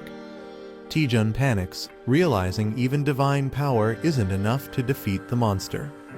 Eratus struggles to stand and tells Taejun he must survive without him. Eratus decides to burn all his remaining strength into one final attack. His sword glows brightly as he prepares to sacrifice himself. Taejun shouts in shock, trying to stop him, but Eratus charges forward. Taejun panics, warning Eratus about the cost of using the item. He cries out, saying once used, the item can never be recovered. Eratus charges ahead, holding the glowing, powerful weapon.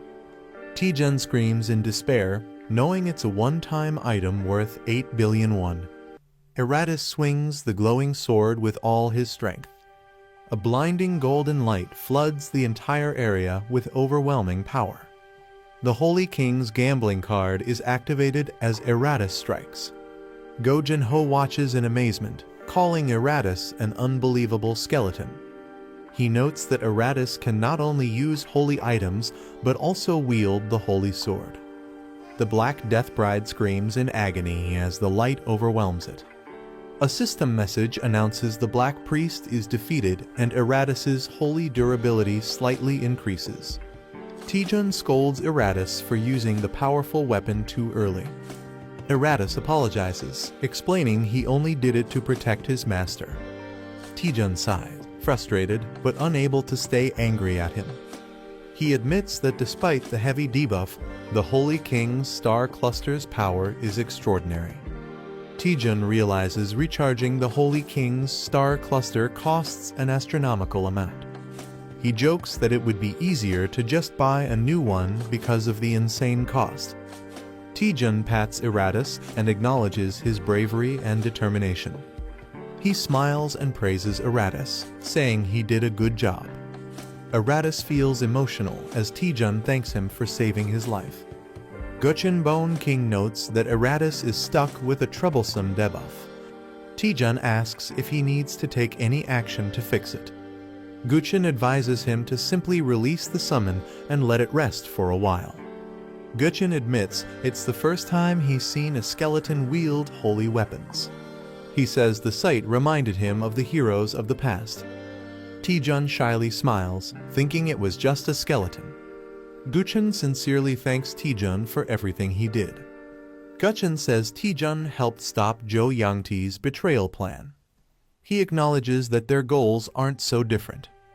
Guchin asks Taejun if there's anything valuable left in Hwaryeong. Taejun awkwardly laughs, realizing Guchin had seen through him from the start. Taejun explains he joined Hwaryeong Guild only for his own benefit. He says he never intended to take anything from others. Taejun confirms that Hwaryeong Guild still holds value for him. Guchin quietly accepts his answer with a nod. Guchin declares in front of everyone that Taejun's abilities have been proven through the duel. He praises Taejun for defeating Jo Yangti and saving everyone from the summoned spirit. Guchun formally announces that Taejun will become the vice guild leader of Hwaryeong.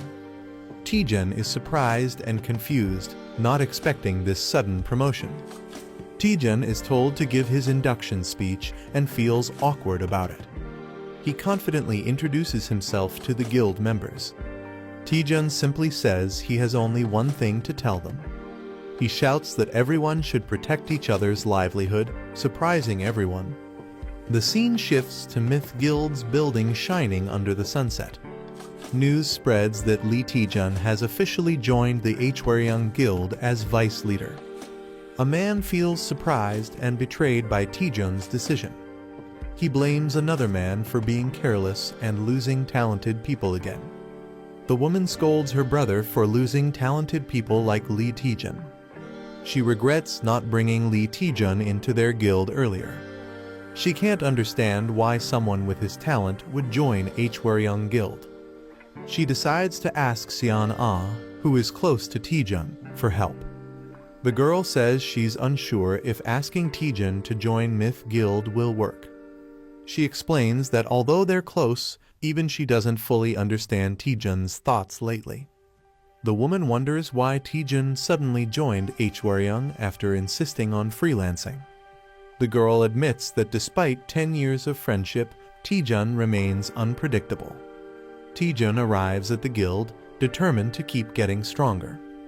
Guild members welcome him warmly with a red carpet and cheer for the new vice guild leader. A bald guild member insists on personally guiding Taejun to his office. Taejun, a bit overwhelmed, casually waves and tells him to proceed. Taejun feels awkward, noting how polite everyone is compared to what he expected. The spirit asks how he feels about becoming vice guild leader, and Taejun starts doubting if it's what he truly wanted. Taejun reflects that success feels lonelier than he imagined.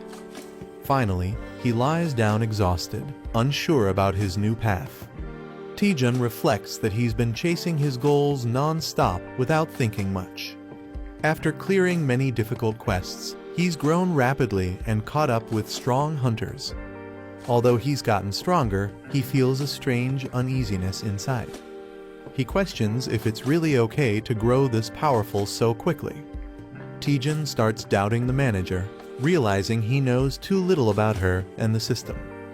He recalls that it was strange he had a unique status window that no one else on Earth had. The manager panics after discovering something shocking while investigating the dramatic growth.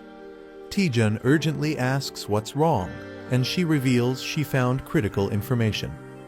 Taejun asks what kind of information the manager found, and she begins reading it to him. She explains that users of dramatic growth quests must follow strict quest rules.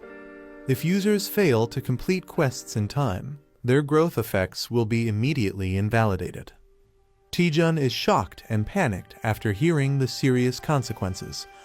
Taejun panics after learning that the dramatic growth system limits user growth and could erase everything he's gained.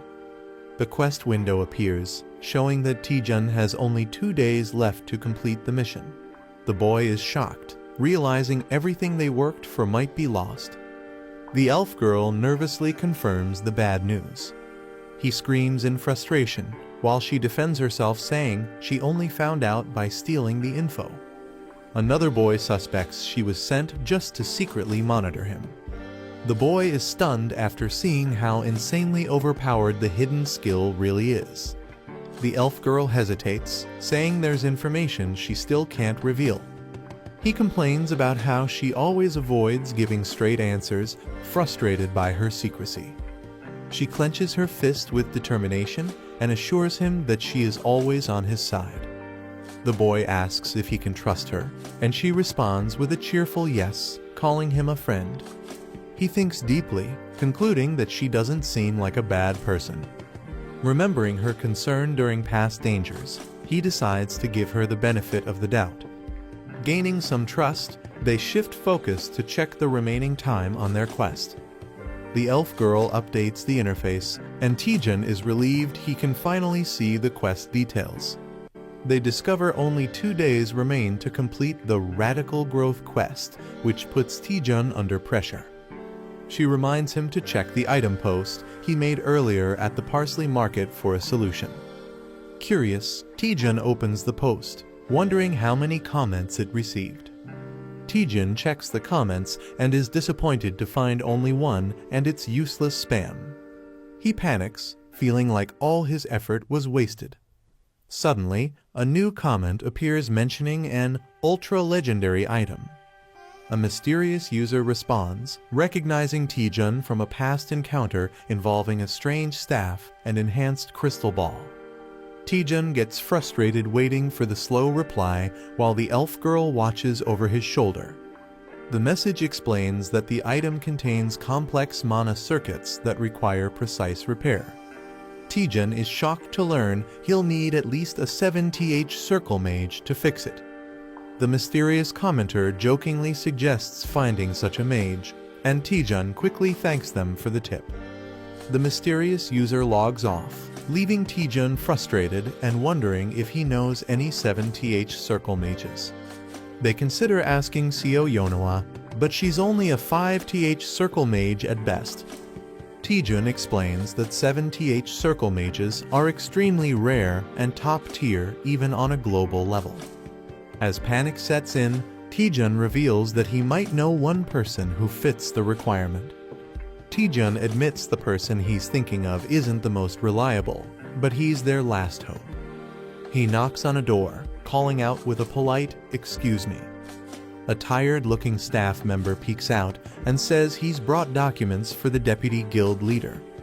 The staff member reluctantly enters, asking the leader to treat the task as part of his responsibilities. The staff member finds a note saying, "Today's a vacation day," on the guild leader's door. Surprised, he realizes the leader is absent on his very first day. Taejun and the elf girl arrive at the Tower of Training in search of the 7th circle mage. The elf comments on how the place hasn't changed, still empty and unwelcoming as ever. She questions why a dungeon is in the middle of the city instead of behind a gate. Taejun explains that the tower is actually a massive gate, and in rare cases, the surroundings adapt to the dungeon. Despite its odd location, he clarifies that the dungeon itself is just like any other.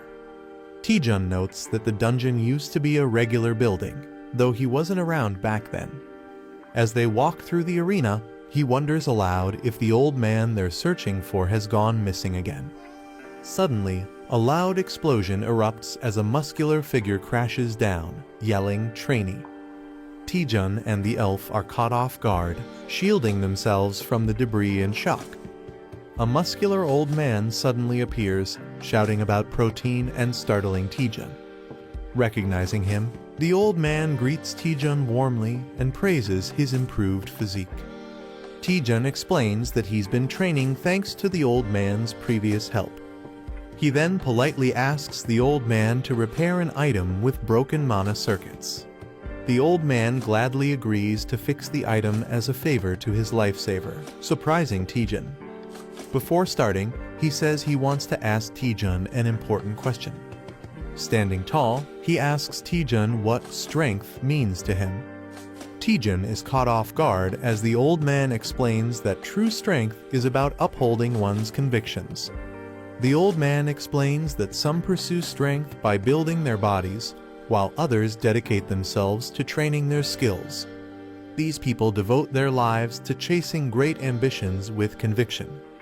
Pointing directly at Taejun, he demands to know what Taejun wants to become strong for. Taejun sheepishly admits he never thought about it, prompting the old man to call him a foolish youth. The old man shouts that strength without purpose is poison and leaps toward Taejun. He launches into a surprise move called practical compressed muscle training. Taejun barely dodges the explosive punch, shocked by the sudden attack. As the dust settles, he stands up, stunned, realizing he just barely avoided death. Taejun yells at the old man, calling him crazy, but the old man calmly says Taejun's body moves fast while his heart is uncertain. He compares Taejun to a lost, aimless beast with no direction. Taejun tries to fight back, but the old man easily counters and offers to give him a valuable lesson. With a confident pose, the old man assures Taejun that he'll take it easy on him despite his overwhelming strength. Taejun, clearly annoyed, glares at the old man and accuses him of provoking him on purpose.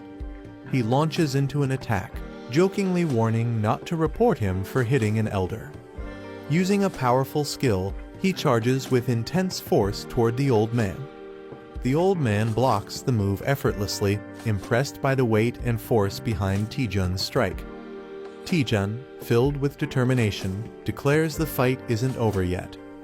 He unleashes his powerful technique, the Rising Dragon Divine Fist. His glowing fist charges forward, bursting with intense blue energy. The old man braces himself as the attack comes crashing down from above. Taejun's powerful attack creates a massive explosion, making it seem like the battle is over. Excited, Taejun and the elf girl wonder if they've actually defeated the old man. But the old man calmly reappears, praising Taejun's strength and creative combat skills. He warns them they've forgotten something crucial while Taejun focused on physical power. The old man reveals a glowing magical attack and reminds them that he's also a mage, casting Elkeroid's Fireball X. The old man confidently states he's a wizard and prepares to cast a powerful fireball. Taejun is shocked, wondering if the spell is the same as his own fireball technique.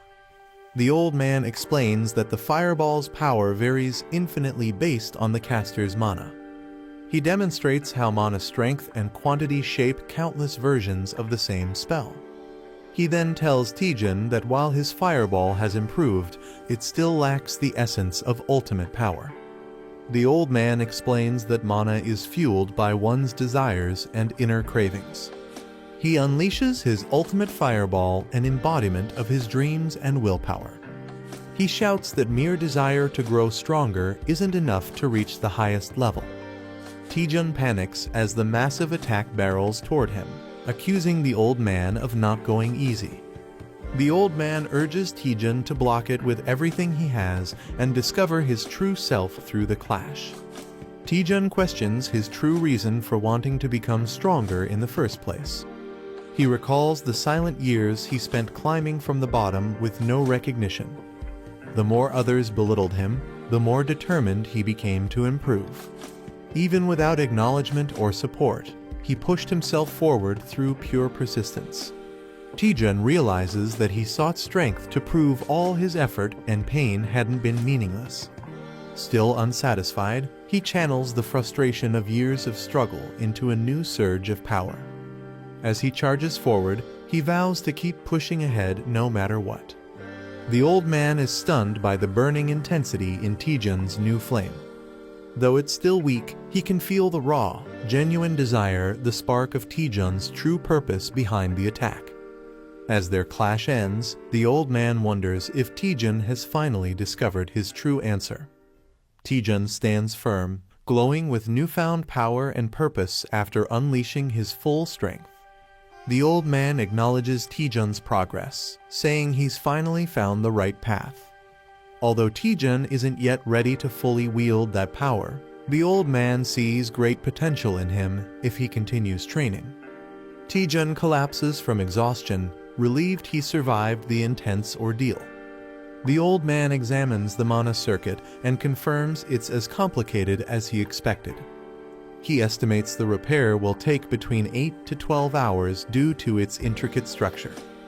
Taejun is shocked by how long the process will take. The old man explains that restoring the circuit demands deep concentration, and he'll be unable to do anything else during that time. He places crystals around the item, channeling all his focus and energy into the restoration. He asks Taejun to guard him in case anything goes wrong during the process. Taejun casually agrees, brushing it off as something easy and not a big deal. The old man confirms he'll begin and Taejun enthusiastically gives the go-ahead. He starts focusing his energy, placing his hand over the item surrounded by glowing runes. Suddenly, he erupts into a dramatic chant and intense ritual, surrounded by pink magical energy. Taejun and the spirit girl are left speechless, stunned by how extreme the process is. Taejun wonders what he's even guarding since there's no danger around, and the girl awkwardly realizes he has a point. Bored, Taejun decides there's nothing else to do but take a nap while the old man continues his intense ritual. He jokes about shadowboxing for 8 hours and lies down to relax, finding the situation surprisingly peaceful. The girl agrees and joins him in resting, reminding him to wake her when it's over. Taejun mumbles in his sleep, dreaming about receiving a gift and happily accepting it. Meanwhile, a monstrous spider-like creature creeps toward his unguarded body. Just as the creature gets dangerously close, it growls, breaking the silence. Taejun slowly opens his eyes in confusion, sensing that something is wrong. Taejun wakes up screaming as a monster nearly bites him, reacting in pure panic and smashing it in self-defense. After the loud screech and impact, he looks around in confusion, wondering when monsters even appeared. He realizes something's off. The tower was supposed to be cleared of monsters by the old man. More creatures begin to emerge from the shadows, and his spirit companion urgently checks if he's okay. Taejun realizes the monsters are not ordinary, they're void creatures invading through a dimensional shift. He recalls that such beings sometimes target strong mana sources in dungeons. Observing the old man deep in concentration, he connects the dots. They've come for the old man's powerful mana. It now makes sense why he was asked to guard him during this ritual. Energized and excited, Taejun powers up, ready to fight back with a grin finally shaking off his laziness. Taejun unleashes his Dragon Fang Slash, violently slicing through the wave of void monsters. His companion urgently warns him to watch his back as more creatures approach. Taejun sharply turns, realizing he's surrounded from behind. Facing the incoming threat, he braces himself with frustration, calling the monsters disgusting. Taejun casts a barrage of multi-fireballs to stop the monsters from reaching the item. His attack causes the void creatures to screech and fall, seemingly defeated. He cautiously asks if it's finally over while observing the aftermath. With a proud expression, Taejun declares that above all, he's someone who will always protect his items. Taejun wonders where all the monsters came from, and the spirit explains they're void creatures drawn by mana. Suddenly, a massive swarm begins pouring out from a dimensional rift with a loud screech. Taejun freezes in shock as he realizes just how many enemies are incoming. The spirit panics, warning Taejun about the overwhelming number of monsters, and he snaps back in frustration, already aware of the threat. Overwhelmed by the void spiders, Taejun realizes he can't fight them alone. He summons Eratus, his skeletal ally, to defend the old man during the battle. Taejun urgently commands Eratus to guard the area, and Eratus eagerly obeys without question. The intense fight against the void spiders drags on for nearly 2 hours as they fend off wave after wave. As they keep fighting, endless waves of void spiders continue to pour in, each swarm stronger and more numerous than the last. After 4 grueling hours, the battlefield is filled with corpses, yet the attacks show no sign of stopping. Exhausted and terrified, Taejun begins to break down, pleading for the relentless assault to end. With fear consuming him, he cries out in despair, realizing they might all die at this rate. A massive void spider lunges toward Taejun, leaving him paralyzed with fear and exhaustion. Eratus warns him to move, but Taejun is too drained to react and accepts he can't dodge anymore. Suddenly, a powerful blast hits the spider mid-air before it can strike. Taejun, stunned and confused, wonders what just happened. As he looks back, he senses something familiar about the attack and realizes he's seen it before. A confident man steps forward, sarcastically asking who's causing chaos in the dungeon, and recognizes Taejun. Taejun is shocked to see Choi Jin-hyuk and Lee Seon-ah appear together. Jin-hyuk greets Taejun casually, smirking and asking how he's been after a long time apart. Lee Seon-ah hands a potion to an injured man while Choi Jin-hyuk casually responds, explaining how they got there. Jin-hyuk, looking frustrated, asks if they even know what's happening outside the gate. A visual flashback reveals a berserk dungeon unleashing monsters, forcing civilians to flee in panic. Still annoyed, Jin-hyuk vents about their bad luck, lamenting how a national emergency ruined their rare vacation. Taejun drinks a potion while recovering and realizes the situation after hearing the explanation. It's revealed that each dungeon has a limit to the number of monsters it can contain before becoming unstable. When that limit is exceeded, mana destabilizes, leading to a dungeon break, releasing monsters into the outside world.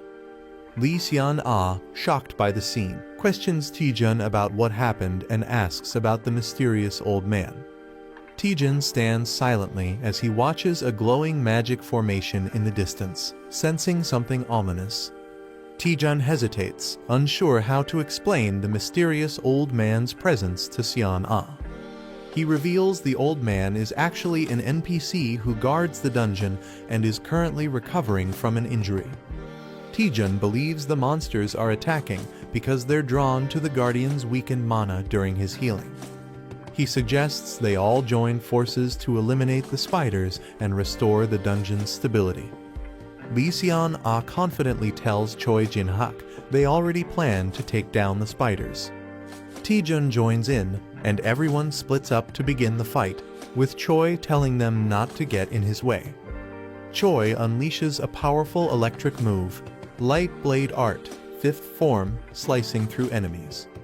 With a Tempest Slash, he effortlessly tears through the monsters with blinding speed and force.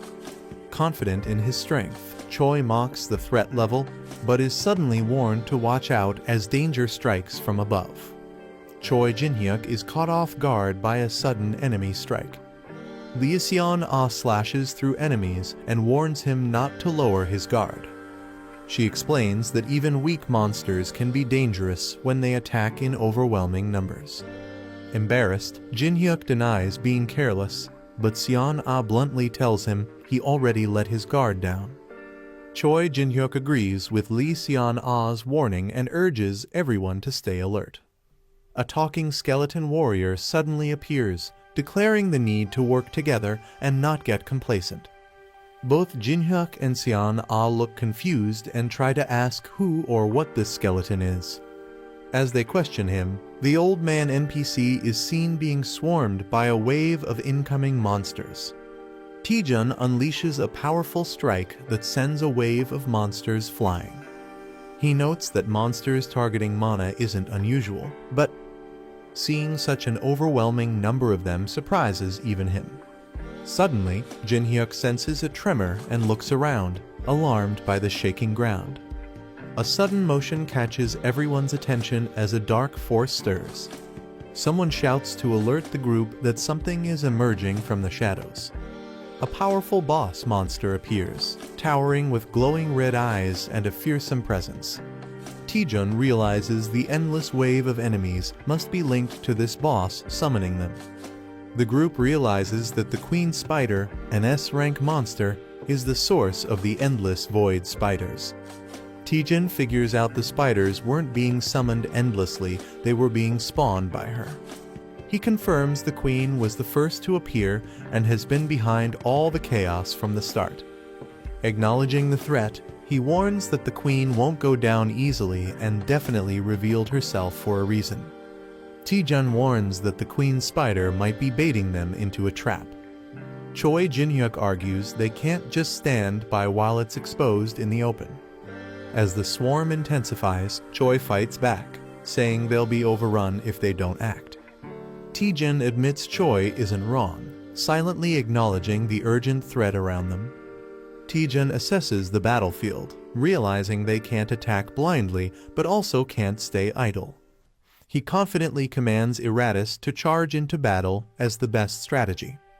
Eratus panics, questioning if his master is sending him to die, while Taejun casually shrugs. Taejun grins mischievously, reminding Eratus that he's immortal, so it's no big deal. Taejun laughs darkly, assuring Eratus he'll just revive him if he dies. He orders Eratus to stop hesitating since he's just a summoned being meant to charge ahead. Even Choi Jin-hyuk and Seon-ah join in, shouting at Eratus to go check if it's a trap, leaving him shocked. Eventually, everyone yells "charge," leaving Eratus speechless as he's pushed to lead the advance. Eratus realizes his true role and accepts his fate with a heavy heart. Feeling used, he laments that he was just a disposable tool from the beginning. Crying out to the heavens, Eratus bravely charges at the Queen Spider with all his might. He prays for strength as he clashes directly with the terrifying Queen in a bold frontal attack. Eratus looks confused when nothing seems to happen after his dramatic attack. Sitting on the Queen Spider, he casually reports back that everything appears normal. Taejun mocks him for overreacting, calling him a drama queen with a laugh. Suddenly, something shifts, and Taejun shouts in alarm as Eratus notices a strange movement in the Queen's body. Eratus panics as the Queen Spider starts absorbing his sacred mace mid-battle. Taejun and the others react with disgust and confusion, wondering why the spider is devouring the weapon. Taejun suddenly realizes that the Queen Spider is absorbing mana from anything magical. He urgently warns Choi Jin-hyuk and Lee Seon-ah to stop using skills and fight without mana-based attacks. Jin-hyuk is shocked at the idea of fighting without skills, calling it absurd, but admits Taejun is right. Lee Seon-ah recalls that stronger attacks only caused more spiders to spawn. She realizes the monster has been feeding off their mana all along. Frustrated, Jin-hyuk admits this dungeon is far more troublesome than any he's faced before. Jin-hyuk decides to fight without using any skills, determined to adapt to the situation. He charges forward boldly, declaring he doesn't need mana or flashy moves to win. Swinging his weapon with raw strength, he overwhelms the spiders and calls them weak pests. Taejun gives him a thumbs up and tells him to keep it up, impressed by his efforts. Taejun rushes ahead, declaring he'll take on the Queen Spider while the others hold the line. Jin-hyuk grumbles that Taejun is trying to steal all the credit again. He warns that if Taejun fails just to show off, it'll cost him his life. Taejun stays focused, confirming that the Queen's real target is mana, as proven by Eratus's earlier attack. Taejun realizes the Queen Spider doesn't absorb just any mana, it targets specific types. He taunts the Queen, suggesting it's still hungry for more, as he prepares a risky move. Charging up a powerful fireball, he deliberately offers it as bait to test the Queen's reaction. Seon-ah and Jin-hyuk are shocked, questioning why Taejun is using skills after warning them not to. Jin-hyuk yells at Taejun, warning that using magic will only spawn more spiders. The Queen Spider reacts as the blazing fireball hurtles toward her. Taejun watches as the Queen is overwhelmed, revealing that mana reflects the caster's desires. He concludes that the type and effect of mana vary depending on what the user truly wants. Taejun explains that if one can conceal their desires, they can mask the mana's attributes. A powerful, greedy fireball skill is launched, confusing Jin-hyuk with its hidden nature. Taejun mockingly offers the fireball to the Queen Spider, pretending it's a harmless gift. With a mischievous grin, he calls it a perfectly roasted fireball prepared just for her. A fluffy void spider shivers and cries out, looking both strange and cute. The boy sits down, clearly disgusted by the creature's appearance. Despite the spider's odd looks, he realizes it's a valuable discovery. The system reveals that the spider produces high-priced silk called void silk thread. Overjoyed, the boy exclaims that it's like finding a spider that lays golden eggs. The boy realizes the spider requires a constant mana supply to keep producing silk. Someone knocks and asks to enter, calling out for Hunter Taejun. Taejun responds with a creepy smile, unsettling the small spirit beside him. A woman, exhausted by reporters, enters and demands to know what madness he's been involved in. The woman panics about a dungeon break, saying it's beyond her ability to handle. Taejun reassures her with a fake smile, saying the guildmaster is taking care of it. He wraps his arm around her, pretending everything is fine, while she questions if it's really okay. She worries the lie will be exposed soon, while Taejun mocks her for not understanding how the world works. Taejun says people care more about the outcome than the method. He highlights the guildmaster's prediction and his own role in stopping the disaster. He believes this incident will be remembered for a decade, and it will help restore the damaged reputation of the Hwaryeon Guild. Taejun emphasizes that all of this will ultimately benefit the Hwaryeon Guild. He flashes a greedy smile while the woman imagines piles of money and rewards. Though hesitant, she admits his logic is strangely convincing. She then grows suspicious and asks why he brought her to this unused, isolated area. Taejun tells Guildmaster Ko that he plans to set up a workshop and needs her help. He reveals a small creature, the offspring of the Void Swarm Lord, and places it in her hand. He explains that with a mana supply, the creature can endlessly produce valuable silk. He shocks her by revealing the silk sells for 1,000,000 won per gram, leaving her stunned. Ko is overwhelmed by the profit potential and asks how much it all adds up to. Taejun slyly asks her to take care of the spider, calling it their cute little poppy. The scene shifts to a dimly lit room now covered in spiderwebs. Ko nervously offers a tray full of mana crystals to support the spider's production. Ko gently offers the mana crystals, telling the spider to eat well. Suddenly, the spider growls menacingly, revealing its monstrous size. It roars and lunges at Ko, startling her and making her panic. Out of breath and terrified, Ko realizes the spider has grown far more than expected. Ko panics, realizing the spider might devour the whole building if it keeps growing. Someone on the phone checks in, asking how the workshop is progressing. Taejun proudly replies that they've already produced a full kilogram of silk and tells them to proceed. Relaxed and smiling, Taejun allows the caller to ask a question. Ko nervously asks if the spider creature is really safe to be around. Taejun casually assures her it doesn't bite, while the creature looms ominously. He then says he'll be away on a business trip and leaves the spider in her care. Shocked, Ko demands to know where he's going. Taejun replies with a smile, saying he's visiting Dihwado, where the former guildmaster lives. Ko is shocked to hear Taejun plans to visit Dihwado, a highly restricted danger zone.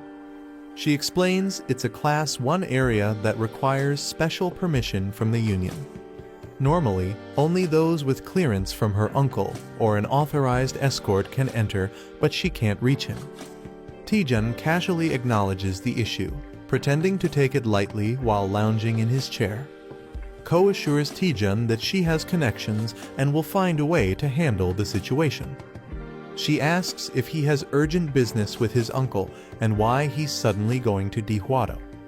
Taejun casually replies that as the new vice guildmaster, he wants to formally introduce himself. He smirks, adding that he heard his uncle has prepared a special gift for him. A system notification appears, assigning a quest to learn a blood magic skill within 4 days and 13 hours. The character realizes the urgency and decides they must act immediately. The scene shifts to the Chunjeon Guild building under a clear sky. Inside the guild, a woman grants permission to enter after someone asks to come in. Taejun enters and greets Representative Seo Yeonhwa with a smile. She warmly welcomes him and asks how he's been doing lately. Reading the news, she mentions his recent feat of stopping a dungeon break. Curious, she jokes about how he's always involved in major incidents, and Taejun laughs it off, calling it luck. Seo Yeonhwa expresses regret, saying she would have tried harder to recruit Taejun if she'd known he'd join the Hwaryong Guild. She explains that not just she, but many others were disappointed by his choice. Taejun humbly reacts while she acknowledges his accomplishments make the disappointment understandable. She then jokes about other guild leaders getting drunk and singing in frustration over losing him. Seo Yeonhwa says Taejun's interest in dark magic explains why he joined the Hwaryong Guild. She asks why he came to visit her today, and Taejun begins to explain. He reveals his plan to visit Dihwa Island, but admits he can't go without an S-rank companion. Taejun then politely asks if she would accompany him on the trip. Seo Yeonhwa apologizes, saying she can't join Taejun due to prior commitments. Taejun panics, thinking her refusal ruins his entire plan. She clarifies that she can assign another guild member to escort him instead. Realizing he can still proceed, Taejun lets out a big sigh of relief. Seo Yeonhwa gives Taejun a gift as thanks for resolving the exam manipulation case.